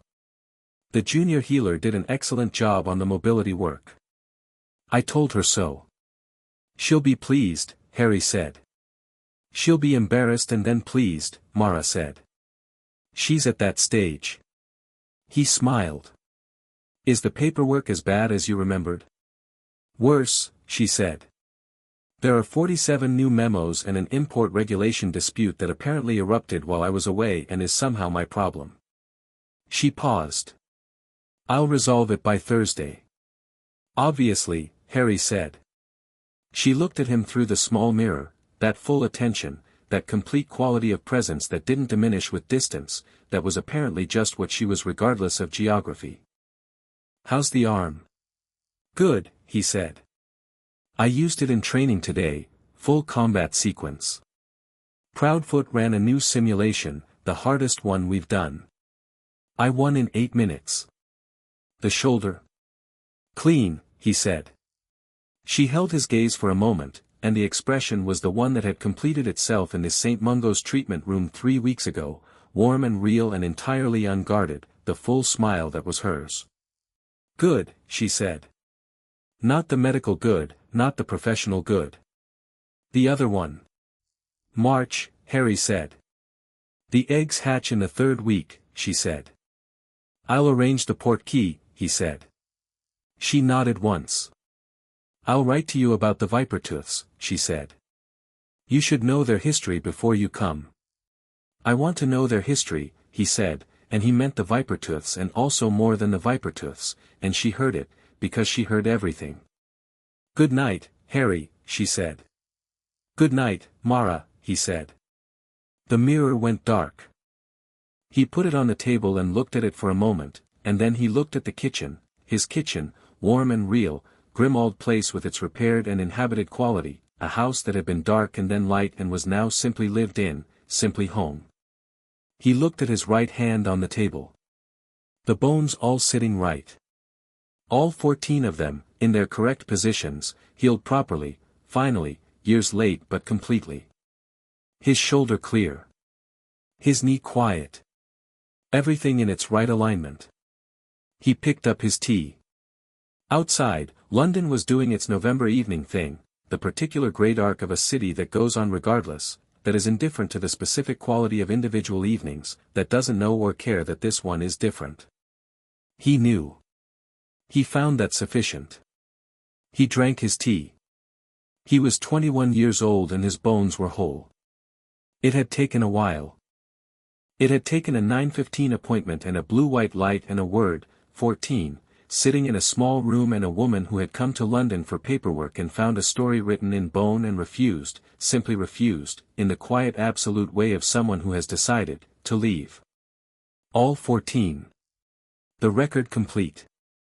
The protocols changed. The arm moving cleanly in the shoulder that didn't grind. The headaches gone. He was 21 years old and his bones were whole and he had, finally, been fixed. Not fine. Not fine, something better, something more specific and more real, something he'd had no word for because he'd never had the thing to name. He had it now. He was whole.